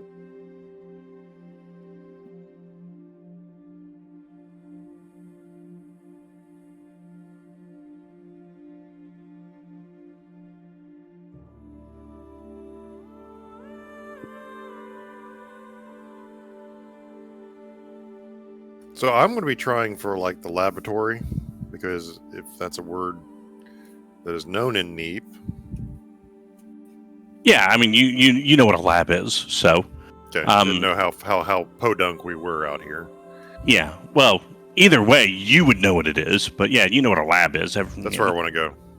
Okay, there were 2 that were labeled lab. The double doors that have sunlight coming through their windows, and there's one, the windowless door. Which one are you trying to go in? What's the one with the sunlight looking? What's inside that one? If you go up to it and you peek out the windows, what you see is a very large rectangular, probably. As you looked out the window to the right, you can. So first and foremost, you can see the edge of that other room right to the left, and you can see there was something that was built up. You see kind of this wireframe building that all the glass has been shattered out of it. Right, something happened, and this glass wasn't secure. But it's 200 feet long, 100 feet wide. There's also like rows that are probably 6 feet wide, with a 1 foot trail in the middle of deeper cuts into the ground. And there's probably like 15 or 16 of those. Nature checks from anybody looking out that window to figure out what that is. One of those floor to ceiling windows, right? Yeah, the ceiling's probably 50 feet up. Okay, then I can definitely look out. It's just that if it was like high up. These are hydroponics. Good thing I'm a ranger. You're a ranger? So, yeah, looking at this, you can all kind of figure this out pretty quick. Abe, you're like, oh, this is an indoor growing facility. They were growing plants out here. Of what kind, you don't know. Gob, because of your angle, you can only see the roof. Based off those lights, you're like, oh yeah, indoor growing facility. And I will let you extrapolate on why Gob would know that. Exfoliate. I've seen Yeah. people grow weed. Yes, it's a joke, sir. I was trying not to say it. Anyways, no. Nate, when you look through, not only do you understand it, you've helped build something like this. You built a greenhouse with Tala and her mom. When you were younger, you helped them build that. So you're like, oh, yeah, it's a greenhouse. And these smaller rows, those are what are called quonsets. So they're 100 feet long, or 50 feet long, 6 feet wide, and they have a 1 foot path in the middle. And those are flower beds. It's generally you would grow like your seedlings there, and then you would move them out to a bigger field once they're grown. So this is a propagation department. So they were doing some kind of experiments when it came to propagating different plants. Interesting. Yeah. So, before we open doors, let's go ahead and take a 5-minute break. Because your DM needs to go to the little boys' room. So, we'll be back in 5 minutes. In 5 minutes. Yep. So, I'll see you guys in a few. Yep. I do share that information, by the way. Nice. I'm going to the bathroom too. All right. I probably should too. So I will. Okay. Everyone's going to the bathroom, clearly. Can I join? Sure thing. Yeah. I don't have a wireless headset, though, so... You can join in spirit. No, And in I'm just gonna chat. knock on your door. You know what? If you legit do that while I'm out there, I will come out, dance around my knees, and let you in. So, determine whether you want that or not. Go.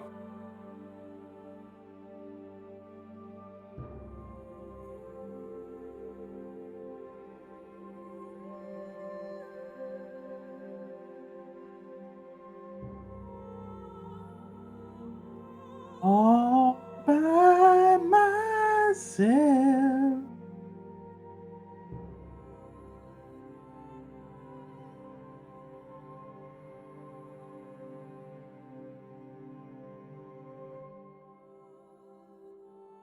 Show me the meaning of being lonely.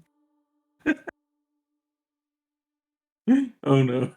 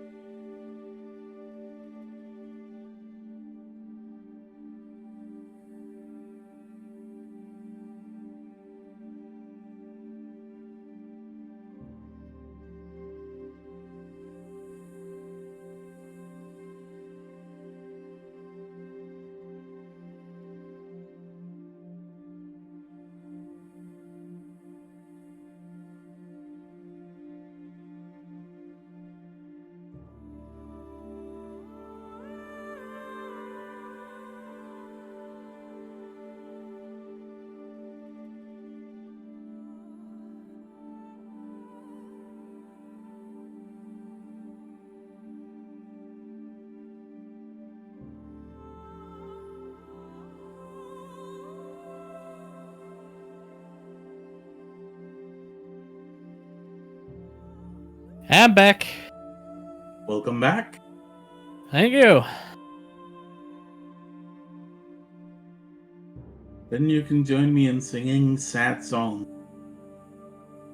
Oh, what song are we singing? Well, I was singing all by myself, but I'm no longer alone. Just the two of us. We can make it if we try. Just the two I of am us. back. Oh, Welcome no. back. So, the artwork. I actually commissioned that. So Yeah. that was kind of my surprise I had for you guys. So the only person who had seen it was Nari, and that's so she could match up her drawings that she was doing for me with it. I have seen that Sakura tree before. You mean the cherry tree? Yes. Yep, it was mentioned in the write-up I gave you guys, so. Just real quick, as far as time goes today, I think I'll have us completely wrapped up within an hour. Is everybody Yeah. good to go? That's usually yeah. at most a half hour past our normal end time. Like I've said, for the next couple of weeks, I'll be off in all the weekends, so I have all the time in the world. You did ask, Yeah. and we did say we have time.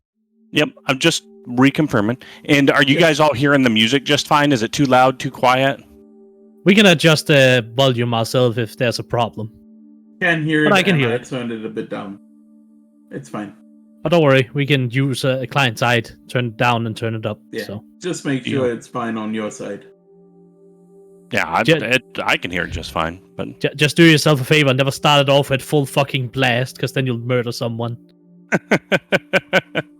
yeah, no, I actually found a website that's full of, as long as you give them credit, you can use it music. So I think I spent like 6 hours or so yesterday picking out. I've got a theme for almost everybody. So, Nice. so Gob's got hers. That was the metal one. Sure, hers is the only metal one. And then Abe's was playing while you guys were in the store. Mm-hmm. And then this is the music I picked out for your dive down to Yeah. the sanctuary. I didn't notice anything for Othokent or me. No, Yeah, you haven't gotten to yours yet. we're just not special enough, Nexus. Yeah. Oh, you are. You are. Nexus is going to kill me at the end of the session. I can tell you that much, though. Oh no. Oh, fun. Why though? You'll probably find out once everybody's back. Also, what do you think of my amazing crit? Yeah. I was just like, well, hey, you know what? It does make sense because she would have had you help her build one. Mhm. Your wonderful 19. How does a hunter, right? How does a ranger not have anything in nature, or is it all survival? It's all survival. Like I had Tala to handle the nature. Yeah, she kind of would have been handy to have today. Yes. But yeah, I guess we know where Nari's priorities lie. Yep. Oh, is she talking Nari while she's listening? Yep. I hope Okay. so. I hope she hears this part. What's this? She is at least on what's the VOD. Excellent. So, Commentating on hearing lavatory. So I think she's- lavatory, yeah. Yeah. All right, we got everybody?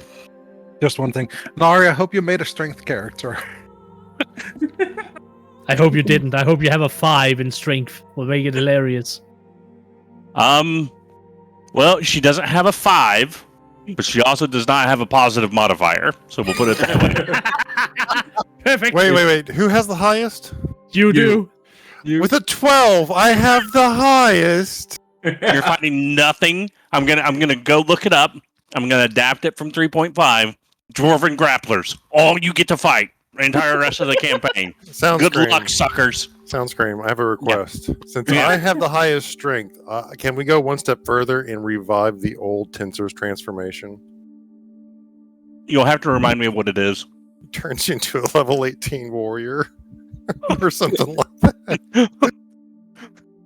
Or something ridiculous. Gives you like 18 strength, turns you into like a level 10 warrior or something like that for like a few minutes. It literally transforms you into a fighter. The old one did. So it's like Master Roshi powering up. Got it. I think you literally can't cast spells. You transform into a freaking fighter. I mean, we just need a pair of gauntlets of focus strength. Everything's fixed then. All the duration you lose your ability to cast spells. That is correct. Your definition of fixed is a bit weird to me, but you know. All right, so getting back into it. Yeah. So as you guys are, you're looking out into this, destroyed greenhouse. Mm-hmm. So, what would you guys like to do? Is that where we're going? I don't know where we're going. We're looking for anything that gives you answers to what this place is. So fancy door with a guy's name on it. They were clearly cultivating somewhere here and Yes. moving it somewhere else. But there's two labs. This one's for plants, and that one looks damaged. And the medical thing had the lab word on it too. So there were 3 labs. Oh, it's a medical lab, not just medical. Okay. Mm-hmm. It seems there were like 3 labs. if I were to assess anything, it's some sort of research facility. Yes, but what? What? And who were they? What is this language? Again, guy's room. Yes, fine. Lead us, oh wise goblin. He's not being sarcastic, but he's just being curmudgeonly. He's behind you. He's waiting to go. Okay. Gonna walk to the room and try to open it. So when you get to it, the doors are locked, but this is actual just pure wood. And at this age, as you're like, hey, this is kind of locked, and like the door handles come off in your hands as the wood is that. I don't know if you've ever like messed with wood that has been eaten by termites or is really, really super old and dry, and it just kind of crumbles in your hands. It turns basically to sawdust, and the doorknobs are in your hands, and the doors kind of swing open just a little bit. Perfect. I mean, it works. So, as you guys start to step into this room, this is an office. As you look, you see a ornate mahogany, my favorite word, desk. Mahogany. It's an excellent crafting material, right? Mahogany. So there's a mahogany desk with a lamp on it, a high-backed chair, which again has kind of broken down over time. There are bookcases lining the walls on both the left and the right, and behind it is this large panel of glass windows, very thick, and you can kind of see off as you look out these windows. You do see just a stretch of what you can imagine at one point was just a field of green grass, but it's nothing but this hard baked clay, cracked dirt as far as you can see, and all you see is wind, that reddish orange dirt being blown around, and the cracked ground beyond it. I need perception checks from everybody. Hey. And Abe gets advantage on this specifically. A 19, because I just rolled again to get that. 19. All right, so Nate and Gobs, you're going to see this, but Abraham is going to see it first. Nat To is the- also gonna? What's that? Nat had the same as me? We said Nat and Gobs. I said Nat and Gobs. My bad. I said Nate and Gobs to be specific. But anyways, My bad. to the right-hand side of that chair, a little bit behind it, there's this ornate marble pedestal with a glass, like, bubble, right? The easiest way for me to explain it is imagine the container that Scrooge McDuck kept his number 1 dime in. Right? I know Cyntari knows what I'm talking about. You're talking about a cake. You're talking about a cake display stand. Yeah, kind of like that, but it's sealed. And inside of this Now, Abe, calm yourself down. As you look through this room, you see these various 3-ring binders, file folders, all of this stuff. But in this glass case, you see a book. It's a book bound in leather with inlays of gold. Even from this distance, you can see the gold. Platinum. There's residuum in it as well. There's inlays of silver satin wood and mahogany, all in the most ridiculous binding you've seen around a book beneath this glass. So, what would you like to do? I would like to drool against the glass like some sort of idiot pressing his face up to a window. Mm-hmm. We have to find a way to open it. Is there a tried? button somewhere? Have you tried? You push up against the glass. Mm-hmm. As you push up against the glass, you hear a sharp intake of air.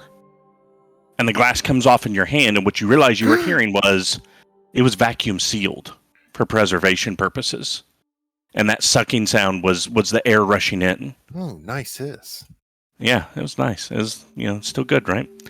And there lies this book in front of you. So we Is happy? that going to start decaying now?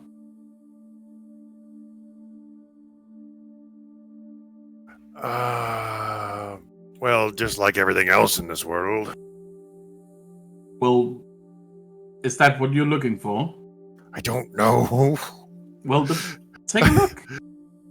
I set it down on the big old desk that's right there, and it crumbles probably 2 Whoa. You set the glass down, or when do you touch the book? Oh, I set the glass down. Yeah. Sorry. You set the glass down? Yeah, I set the Okay. glass down. Then I reach up and I try to touch the book fervently. As soon as you touch it, there's a bright flash. Nobody sees what's about to happen but Abe, so nobody talk during this part, please. Okay? I will mute myself. There's a bright flash, and you find yourself in an empty void. There's nothing but pure white stretching in every direction. It's hard to tell how big the place you're in is because there's no shadows. Like when you look down, you see you're standing on white, but you can't see what you're standing on. It's just blank.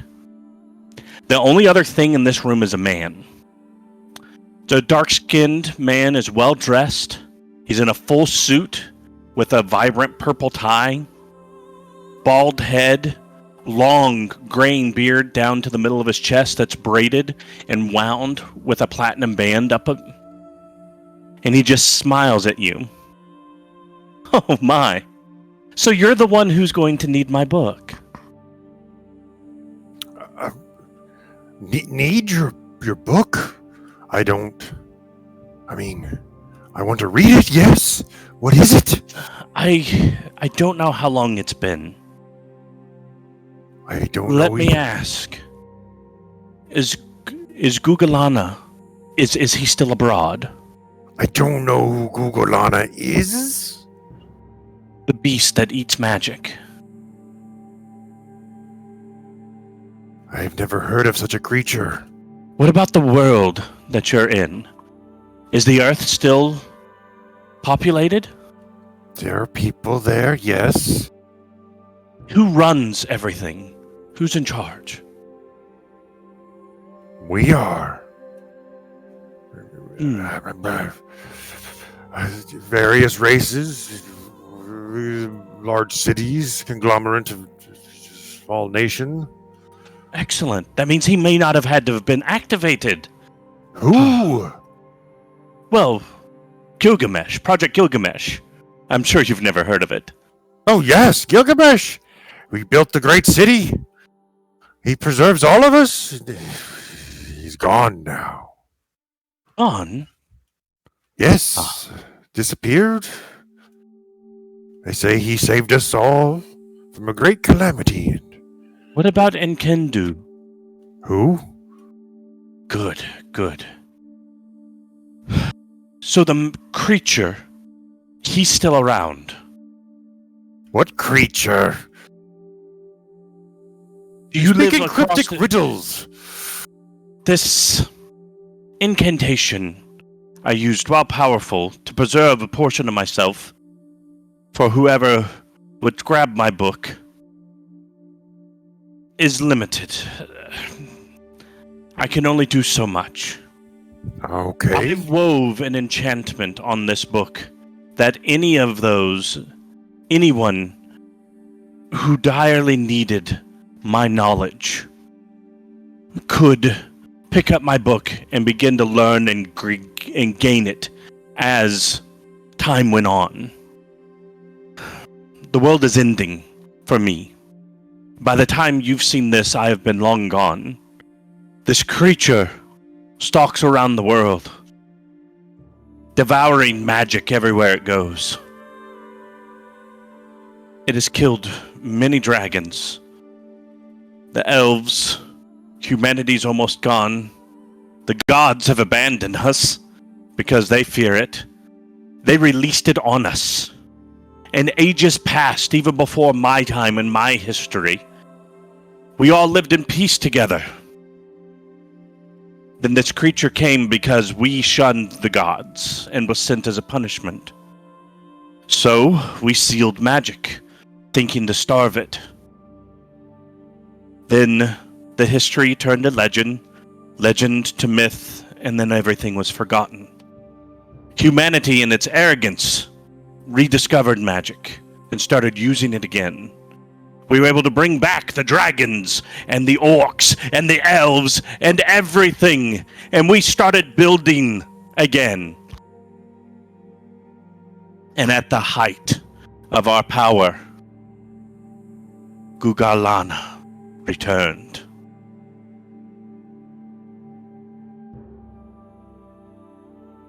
Everything's dead. I am the Chief Arcane Intelligence Magister here at the Arcane Research and Development Agency. We are trying to create something that will hopefully sleep until Gugalana has starved himself and gone back to sleep. And from what you're telling me, it seems like Gilgamesh reactivated and restarted organic life. Hopefully he has kept you safe. It troubles me to hear that he is gone, but it sounds like he really did his job, and that makes me proud. Take my book. It has everything in it that you will need, but it will only give you things as you can handle them. I do not know what great need your world has, but hopefully in this last act, with my last day on this planet, in this realm, that the mission of Arda comes through. And what is that mission? He just smiles and says, "Why? To save the world." And at that point, you come back to, and you're standing there holding the book. You've opened it. And there's, right on the inside, there's a written phrase. And it's written in Archaic. But you can read it. You understand it. Welcome to level 1, Abe. You now have all your class features and abilities. I kill all my companions and gain their levels 2 in experience because they haven't leveled up yet. Sounds good. All right. So We'll see you guys next week. Have a great day. You guys, Yeah. bye. So inside this Well book, played. inside this book, what is written, and I want you to follow this I might legitimately this specifically. Hold on. Inside this book, there's an inscription, and it says, "I know not who will find this book or how many ages have passed. I hope beyond hope that Gilgamesh awoke and that Gugalana was gone and the secrets in here are no longer needed. If this isn't the case," and this is written in much larger letters, and it's written in residuum ink, and this ink is glowing as if it's still magically active. "I wish" is capitalized. "I wish the Arcanum in this book will be preserved and given to someone who needs it most."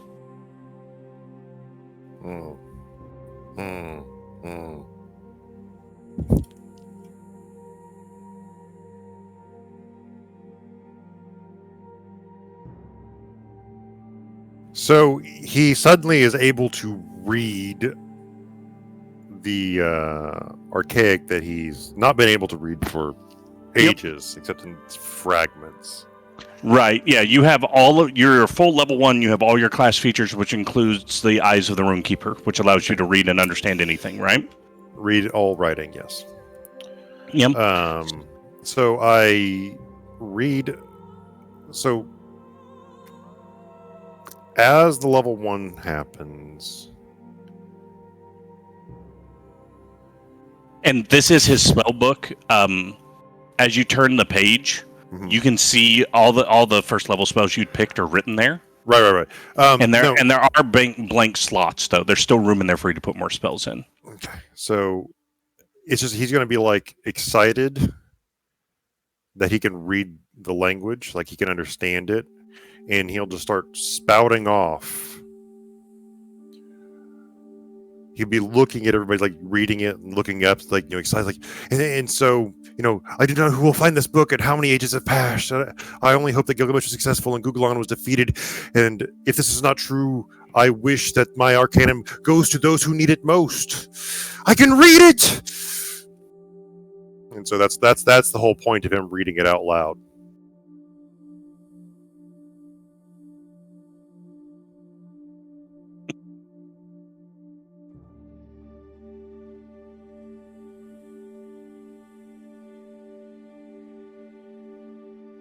Okay. Is it time for Grandpa to go nap? You can suddenly read this Yes, archaic. all of it. Well, what does it say then? I've read it out loud. I said it. Yeah, well, more than that. Is this what you came for? I had a vision. There was a being describing to us that the world before was destroyed and Gilgamesh was created to save us, and that there was a massive beast eating magic, and they prevented magic from escaping, and the beast hid away, and then humanity forgot about the beast and rediscovered magic. The beast returned and destroyed us all. Jesus Christ. Sounds like an entire religion. Yeah, sounds like you could make a religion out of that. And so it's all spilling out of him like this massive font of knowledge. He's just trying to get it out of him as quickly as possible. Kent, go ahead and give me a medicine check. All right. Oh, you can tell just by looking at him the way his face is flushed. He's definitely, it's not a negative panic attack, but he is going into a little bit of shock, a little bit of panic. And, you know, with some of his previous conditions you've dealt with, that's probably not the best for him. All right. So, I'm gonna sort of walk over to him and say, Abraham, I'm glad you understand the book, but you need to breathe deeply for me, all right? Calm down. Okay. No. See, you have to understand, this is vitally important. This is a piece of our history lost. The great cataclysm that Gilgamesh supposedly saved us from all the time ago, he did save us. I do understand, and I believe you. Beast. Yes. I will listen to what you have to tell me, but just for right now, calm down. Okay. We still have so much more to look at while we're down here. Wouldn't want you getting a heart attack before we get to it.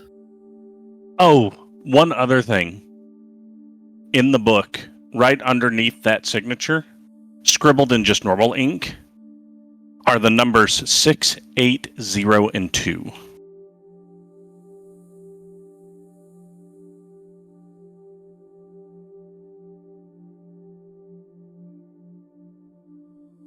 They look like they were scribbled in there a bit more hastily, though. So it's just something for you to know. Looks like Goblin's idea wasn't all that unwise. Never say it was.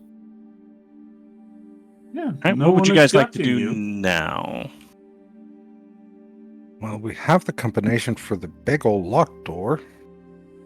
Do we want to check out the other places before going there?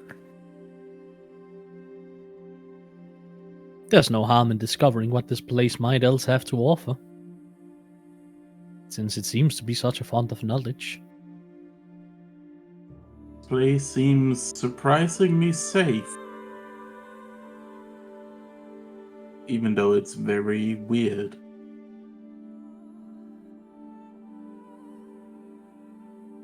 Also, the reason I'm not trying to take charge in any of this is I am a doctor, not a scientist. I mean, just in case, maybe checking out the medical lab wouldn't be a bad idea.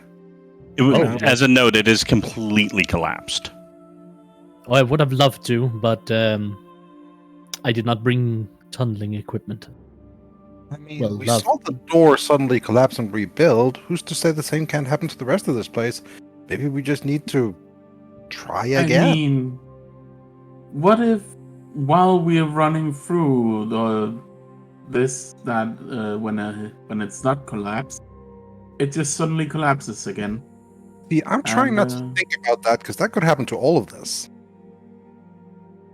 Let's not worry about what might and may not happen. Let's worry about what we currently see. Okay. Well, I'll let you worry. I'll just... I don't mind leading the way. Although I think Gobx here can see better than I can.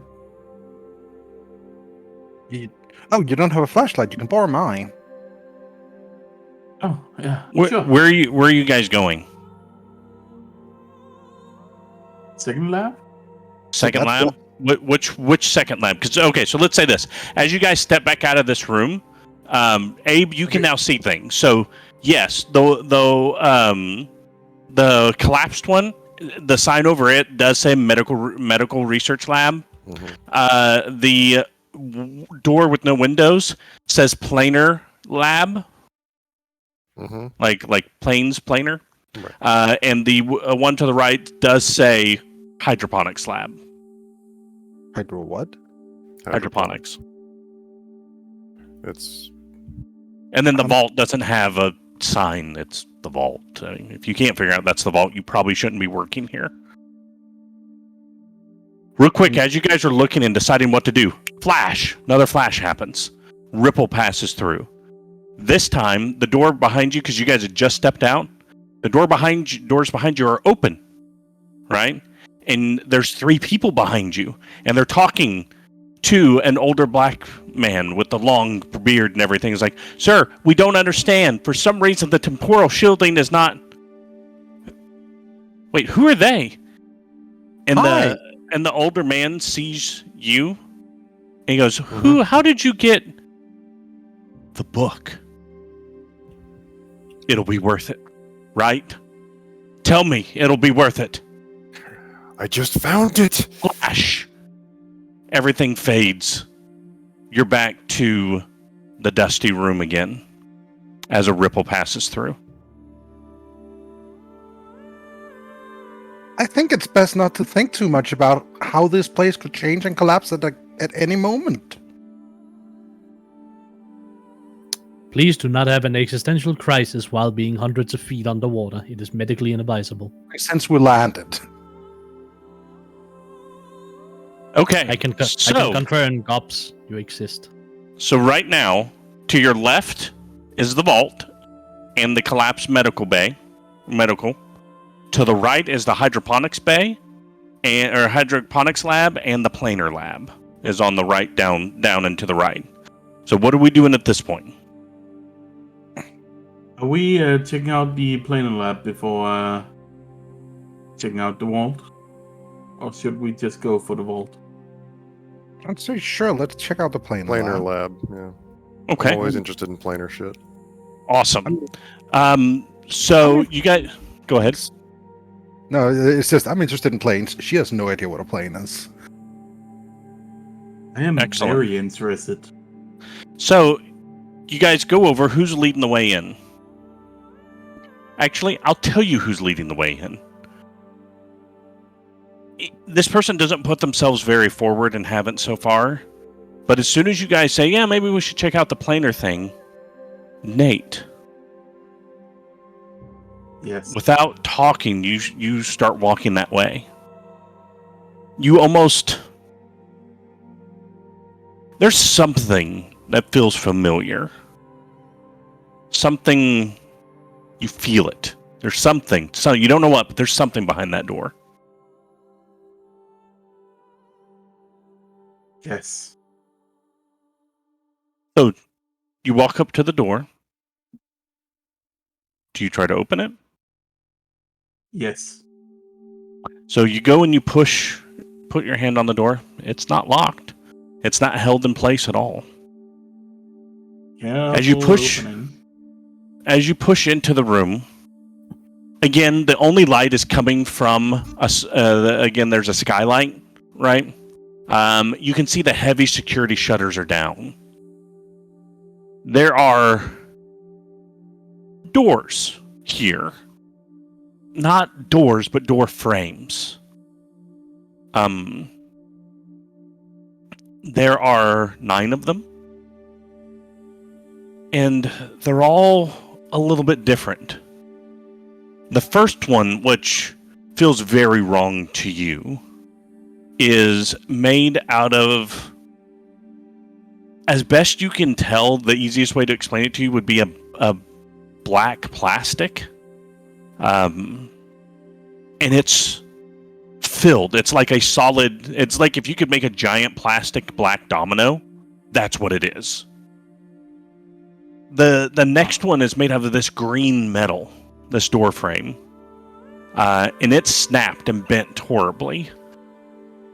The next one is of gold, but it's not a normal gold, right? Like you've seen gold, and then it's like, I'm trying to think of it. It's kind of like if you've had like artificial fake chocolate, right? And then you had real chocolate, right?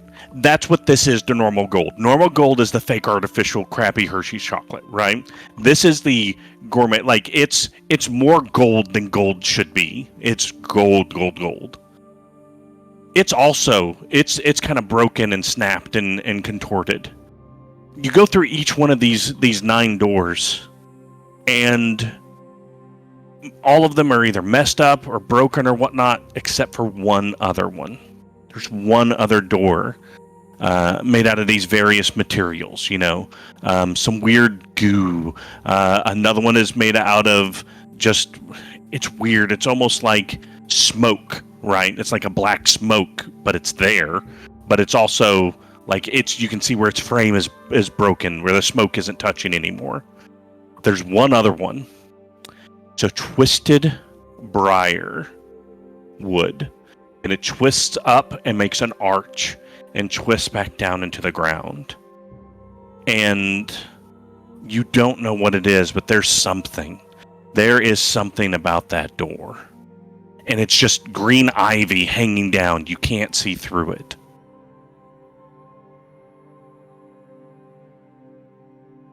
And what's odd is for some reason, you feel like you knew this door was here the moment you stepped foot into this bubble. As soon as you got here, you kind of felt something pulling you this way.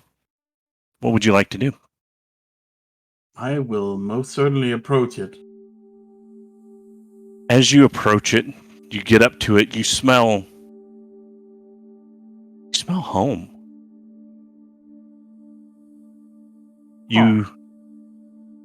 You can't help yourself. Before the others, everybody else kind of gets in and they're kind of looking at the different doors. You step through. As you step through, you're in a bright, sunshiny area. There's... Goodness, hold on. Let me get my stuff up. I hit the wrong button.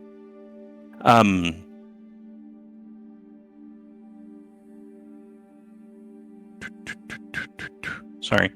Let's see here. I don't have things up properly. Okay, so a bright green field is in front of you. It smells of spring, of home, right where you grew up. There's wildflowers. They just litter the hillside in front of you, kind of like puddles after a storm, just blobs of them all over the place. There's trees, and these trees are filled with the songs of birds. But what's strange is that they're not the songs of birds you've heard before, right? You've spent so much time out in the woods, but you don't recognize these. You can hear in the distance a babbling brook, right? A sound that you've grown up around, but there's something mixed in with that bubbling, babbling sound. There's giggling? Are there be giggling? Doesn't make sense. And then before you can really puzzle out this odd sound, you see her. In front of you, probably about 15 or 20 feet, from the tall grass, a girl stands up with flowers in hand. She has long brown hair. It's usually rolled up in buns, but this time it's laid down. And it's brown at the roots, but it gradually turns to a sandy blonde at the tips. Because she spent so much time outside, of course, it's been sun-bleached. She's wearing the off-white blouse and dark gray pants, just as when you last saw her. She's facing away from you, but you know her from any angle, especially with that moth orchid behind her ear. It's her favorite, but your heart almost bursts from joy. You found her, right? Your best friend. She's been missing for months, and you've been stranded out here. You know, came out to meet the professor who could help you deal with the Fae that you were pretty sure took her, and stranded after finding he was dead. But there she is. As you start to call out, something stops you. You feel a cold wind blow. The babbling stream and giggling has stopped. All around you across the ground, frost begins to form. No.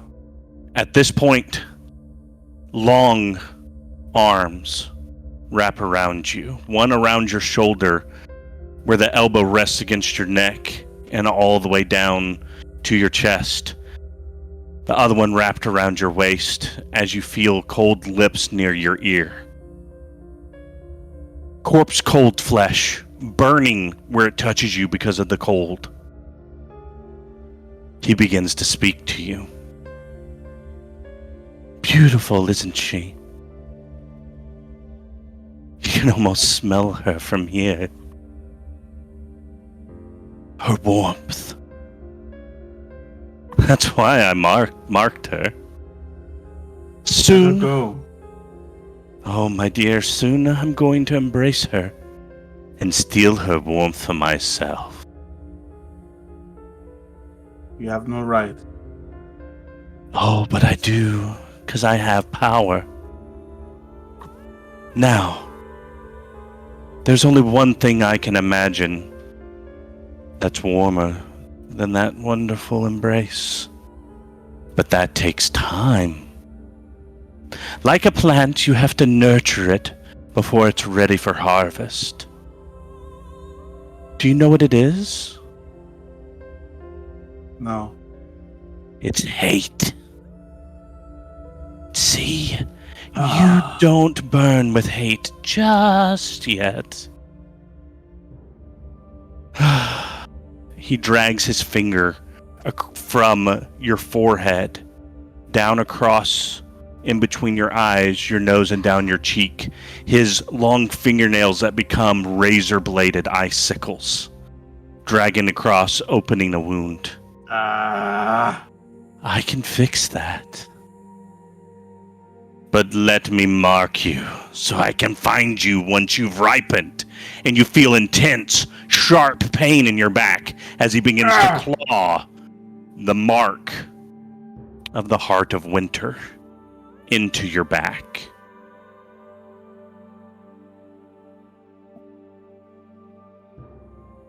Everyone else in the room, suddenly, through the ivy, you see it start to curl as it burns up.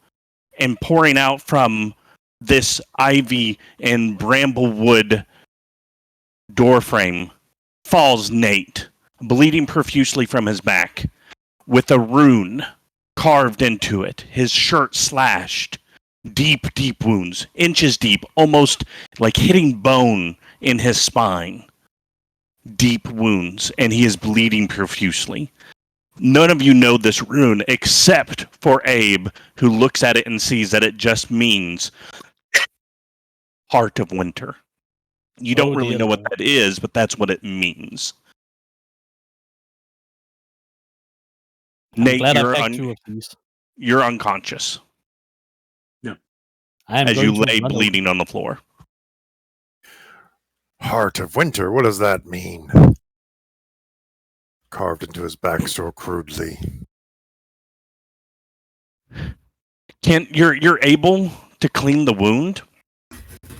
Mm-hmm. But this is too deep for a healer's kit. You're trying. You're frustrated.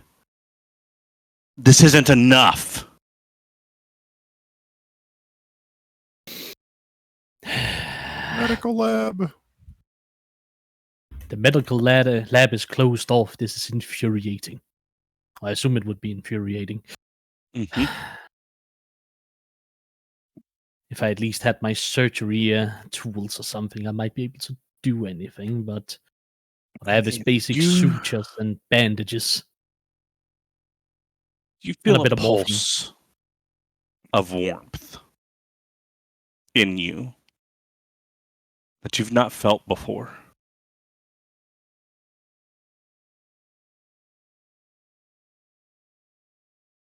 Huh. Ripple happens. You all are standing at the site of where this building will be, but it's not constructed yet. You're in a grassy plain. You recognize where you're at. This is what this place would look like if it was healthy in ages past. Just rolling hills of grass. Nate's still laying there bleeding. All of you are standing around, confused on what's going on as this ripple happens. Kent, this is strange for you, though, because you're looking at him and you feel that pulse of warmth again as you realize it's dawn. The sun is coming up, and this isn't that dull, like I said, that dull yellow orb in the sky. This is a blazing fire. It hurts to look at it. But as that sunlight hits you and you feel its warmth and feel that energy, and you see this blue sky, a blue sky. Outside of that one incident 52 years ago, no one's ever seen a blue sky, and that was Gilgamesh's doing. But you feel something. When you've prayed before, you almost felt like you've had a connection in the past. But you've always run into something, some barrier, something that kept you from reaching out and actually touching him. What would you like to do? I think I know what to do. Othokent is going to kneel down and start a low prayer for Lavender. As you lay your hands on your friend, because he is your friend. This is what friends do. You feel warmth. It's what you'd imagine if you were standing at the base of a dam and it breaks and that river were to rush over you. That's the dam breaking and the warmth like you've never felt coursing over you, through you.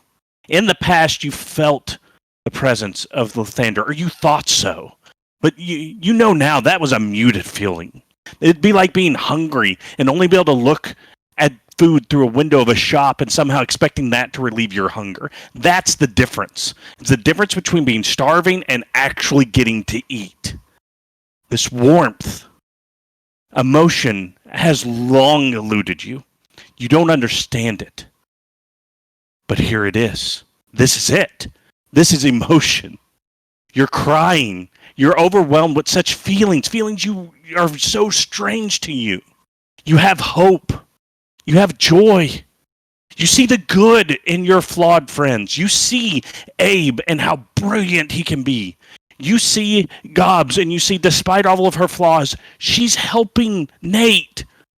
You see Nate, and despite all of his struggles, he's here with you to help you. You can make them all better. You understand now that everyone can change, everyone can improve. They just need a strong, loving guide. You can do this. You can make them better. You can make everyone better. Lathander's strength is now yours. You're now level 1. You get all of your class features.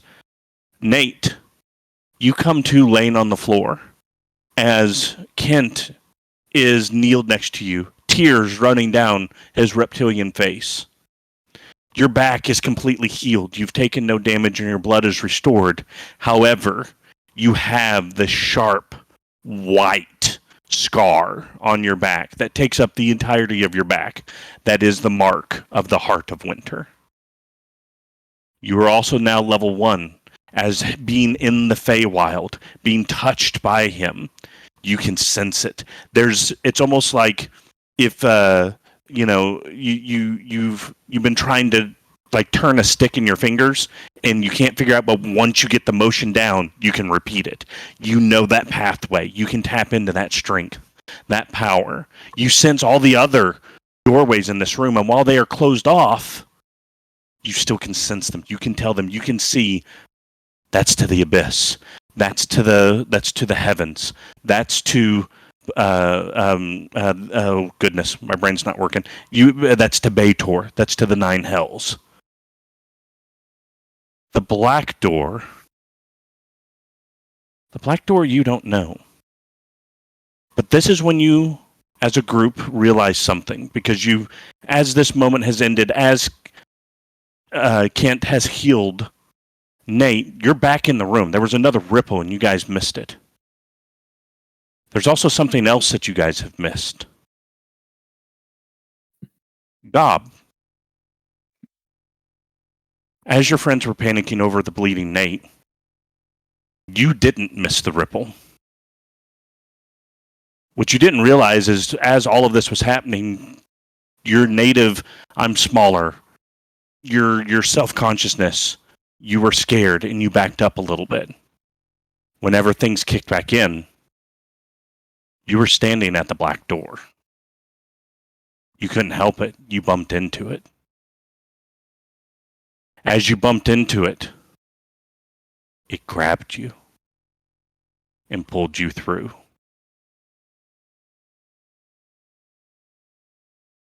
Milla Varn, you're standing in blackness. Absolute blackness. You can't see your hand. You can't see anything. What do you do?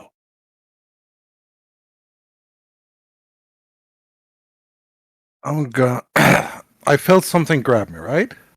So Yes. likely flailing around trying to get whatever that was off. And probably realizing nothing's there now, I'm guessing. Yeah, there's nothing there. However, did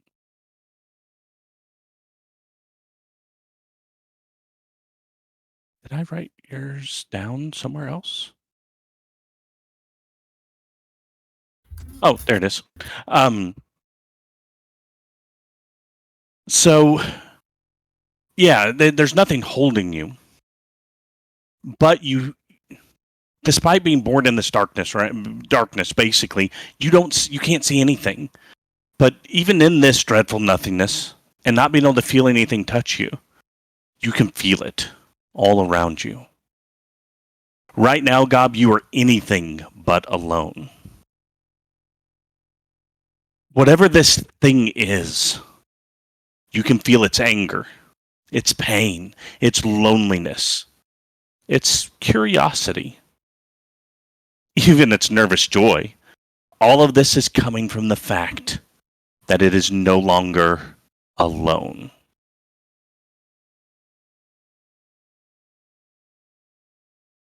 I'm going to hesitantly pull out my lighter because I passed off my flashlight a bit ago and try to light it. You can feel the warmth coming off of it as if it's lit, but you see nothing.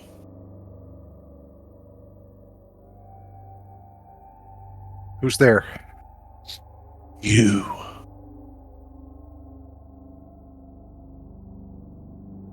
There is something familiar about you.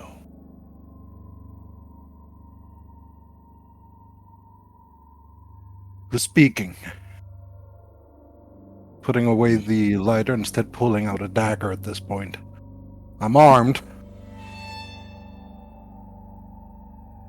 I don't have a name that I can remember.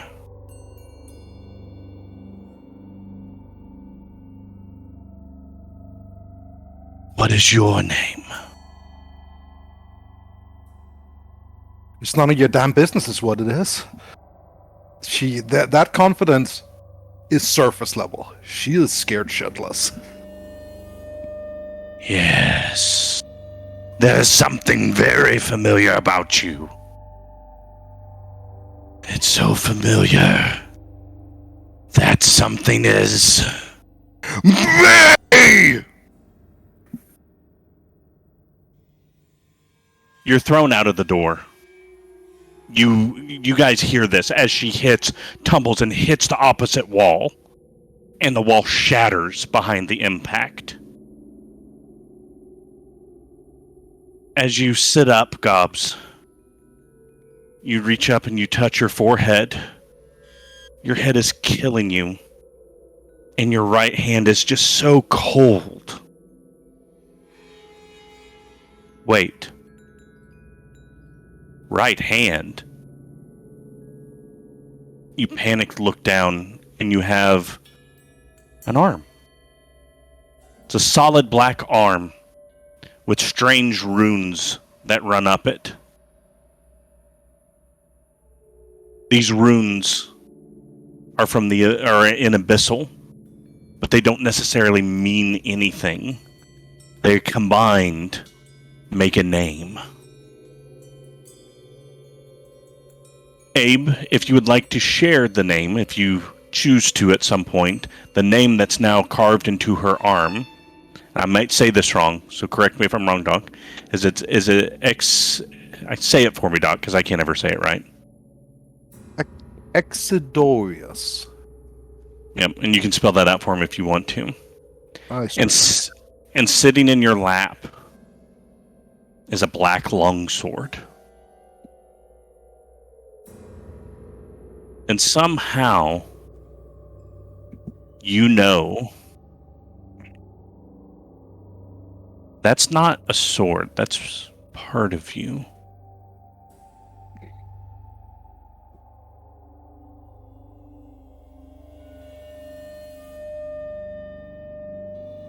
he is hyperventilating at this point, visibly panicking.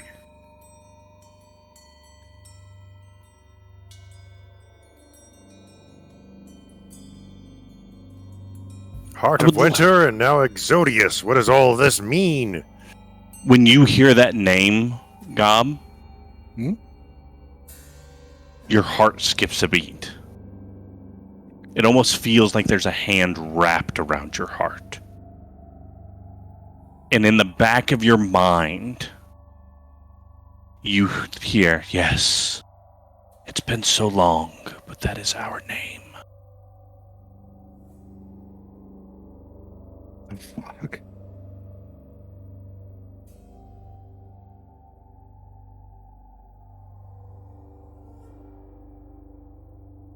At this point, perception checks from everybody.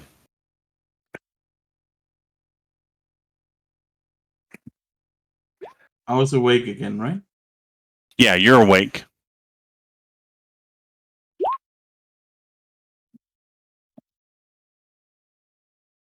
Where the fuck did I put my sheet? There's my sheet.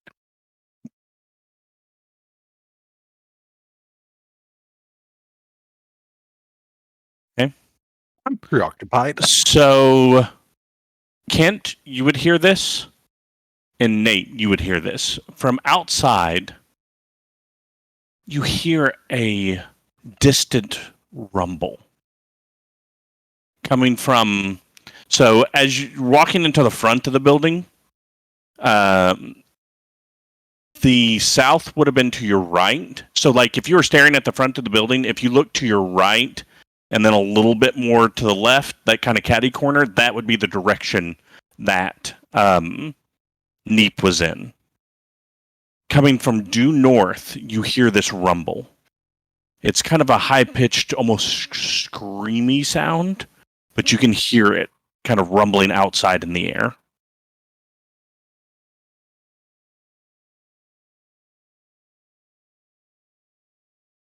What was that? And it's a constant. It's not going away. It's slowly getting louder. Maybe we need to get out of here. Have we found the thing for the guy? The case? No, we haven't had time to look. We should probably hurry then. Do This we have doesn't seem time? good. Question mark? I don't even understand how to comprehend of half of what just happened. I have no idea. I think I know, but I don't have time to explain. We have to search for the case and get out of here. All right. Is there a case? Roll investigation. Search. There's inside of this room. There is not a case. You do find there is a satchel, and that satchel inside of it has 9 pieces of bars, right? All made out of different materials, including one wood, one of those different materials. I have to look at. I did not do my due diligence. I need to look up all the materials for the different planes, but there's samples of each one of I will those. take that. Okay. Yoink. Which makes perfect sense for you to have them. And the other places we've been, was there not a case? Nope. There's still one place you haven't gone. Let's go there. Last place. All It's the right. last place you look, you know. Yep. Double So speed. as that roaring is slowly getting louder outside, you find yourselves in front of the vault door. What combination would you guys like to use to try to open the vault? 6802. Okay, yep, it's those normal dials. It's got the 4 number dials. You take the inscription from your book, you put in the 6802. As you turn the door and open it, the vault is empty with the exception of an adamantite black case that matches the description you were given. How much would it screw up your campaign if we just left without it? That's up to you. Hmm. I would like a perception check, though.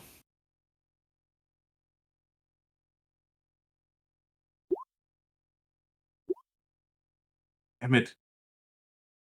So, Nate, you're the... Oh, I'm sorry. Nobody sees this except for Kent from this distance. It started with me. I rolled first.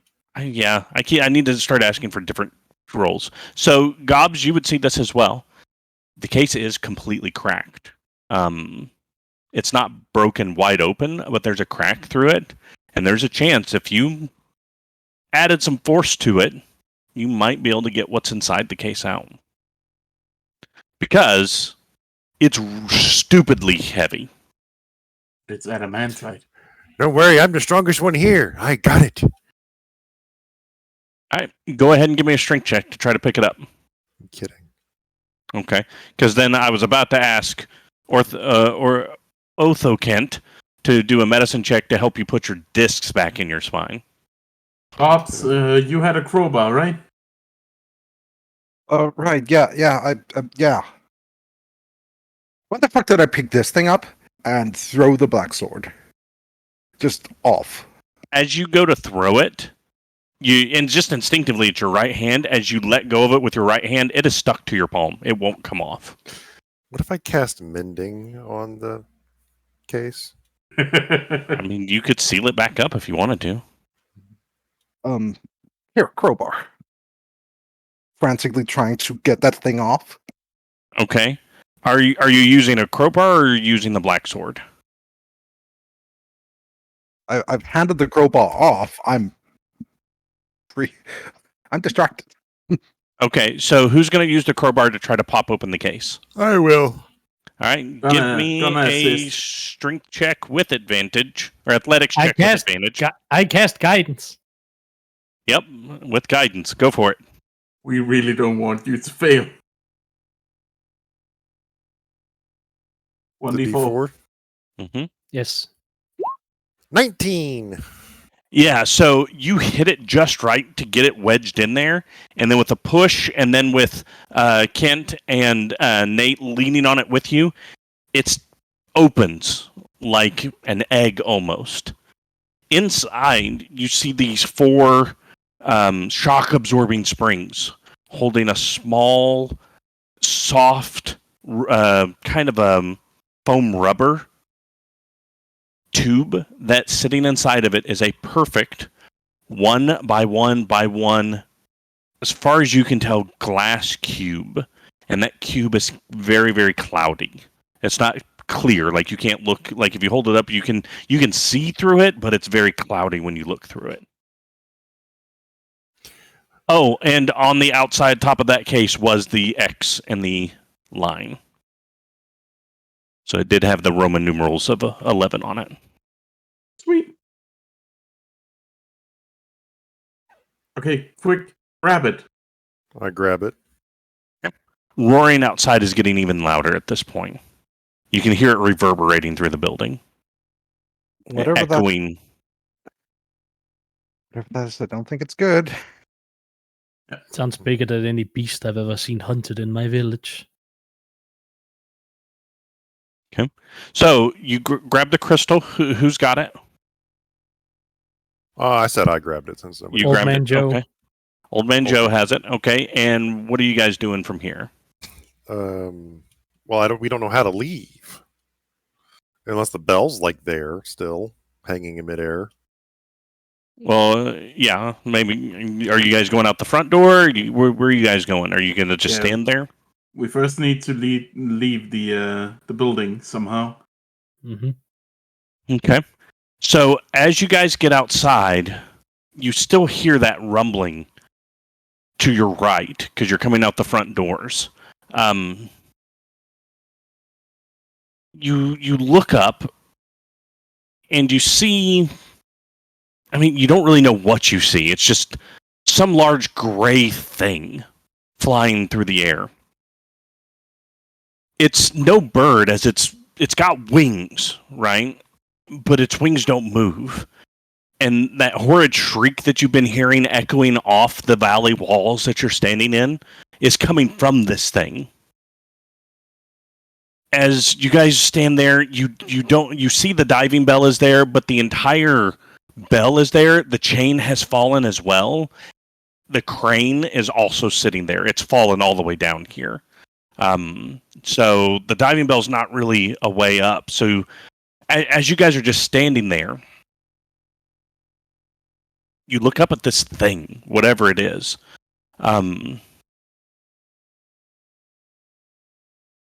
You watch it. As it continues flying, it is very, very high in the sky.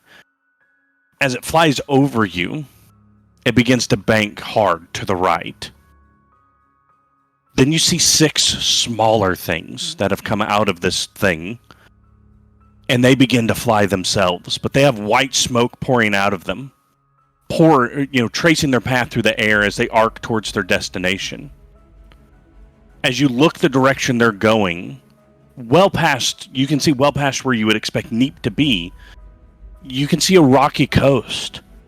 And you see water. You see green water. Not the brackish, thick water you're used to, but an almost bluish tint ocean.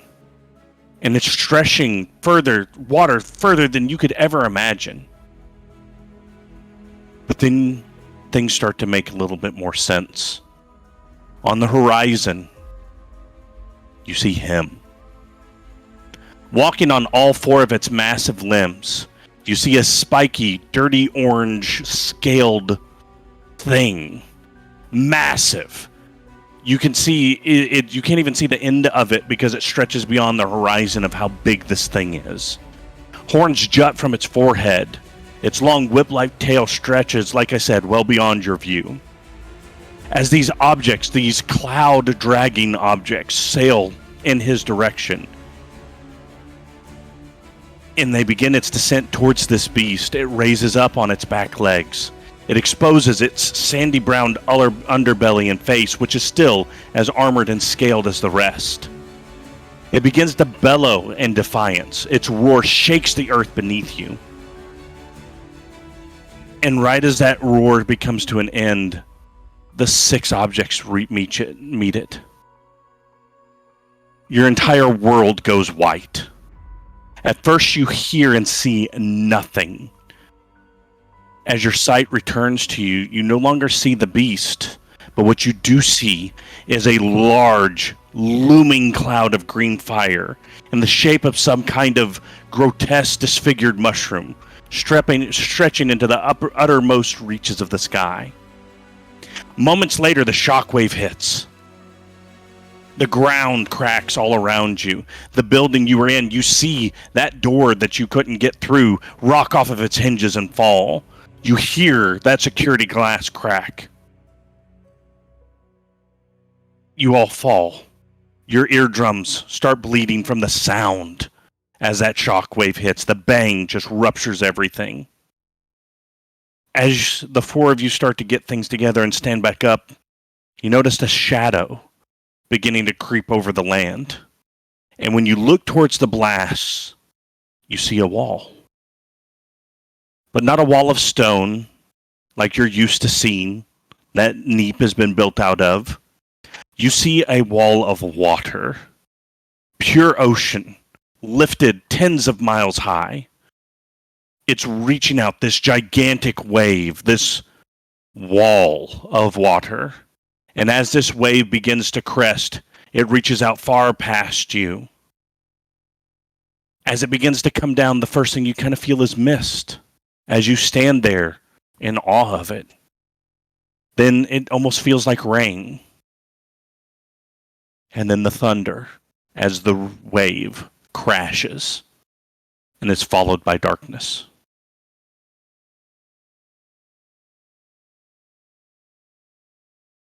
You feel nothing. You can't see anything. You feel like you're choking. You can't breathe. Then suddenly you all feel tangled, like you're trapped in something and you're being pulled.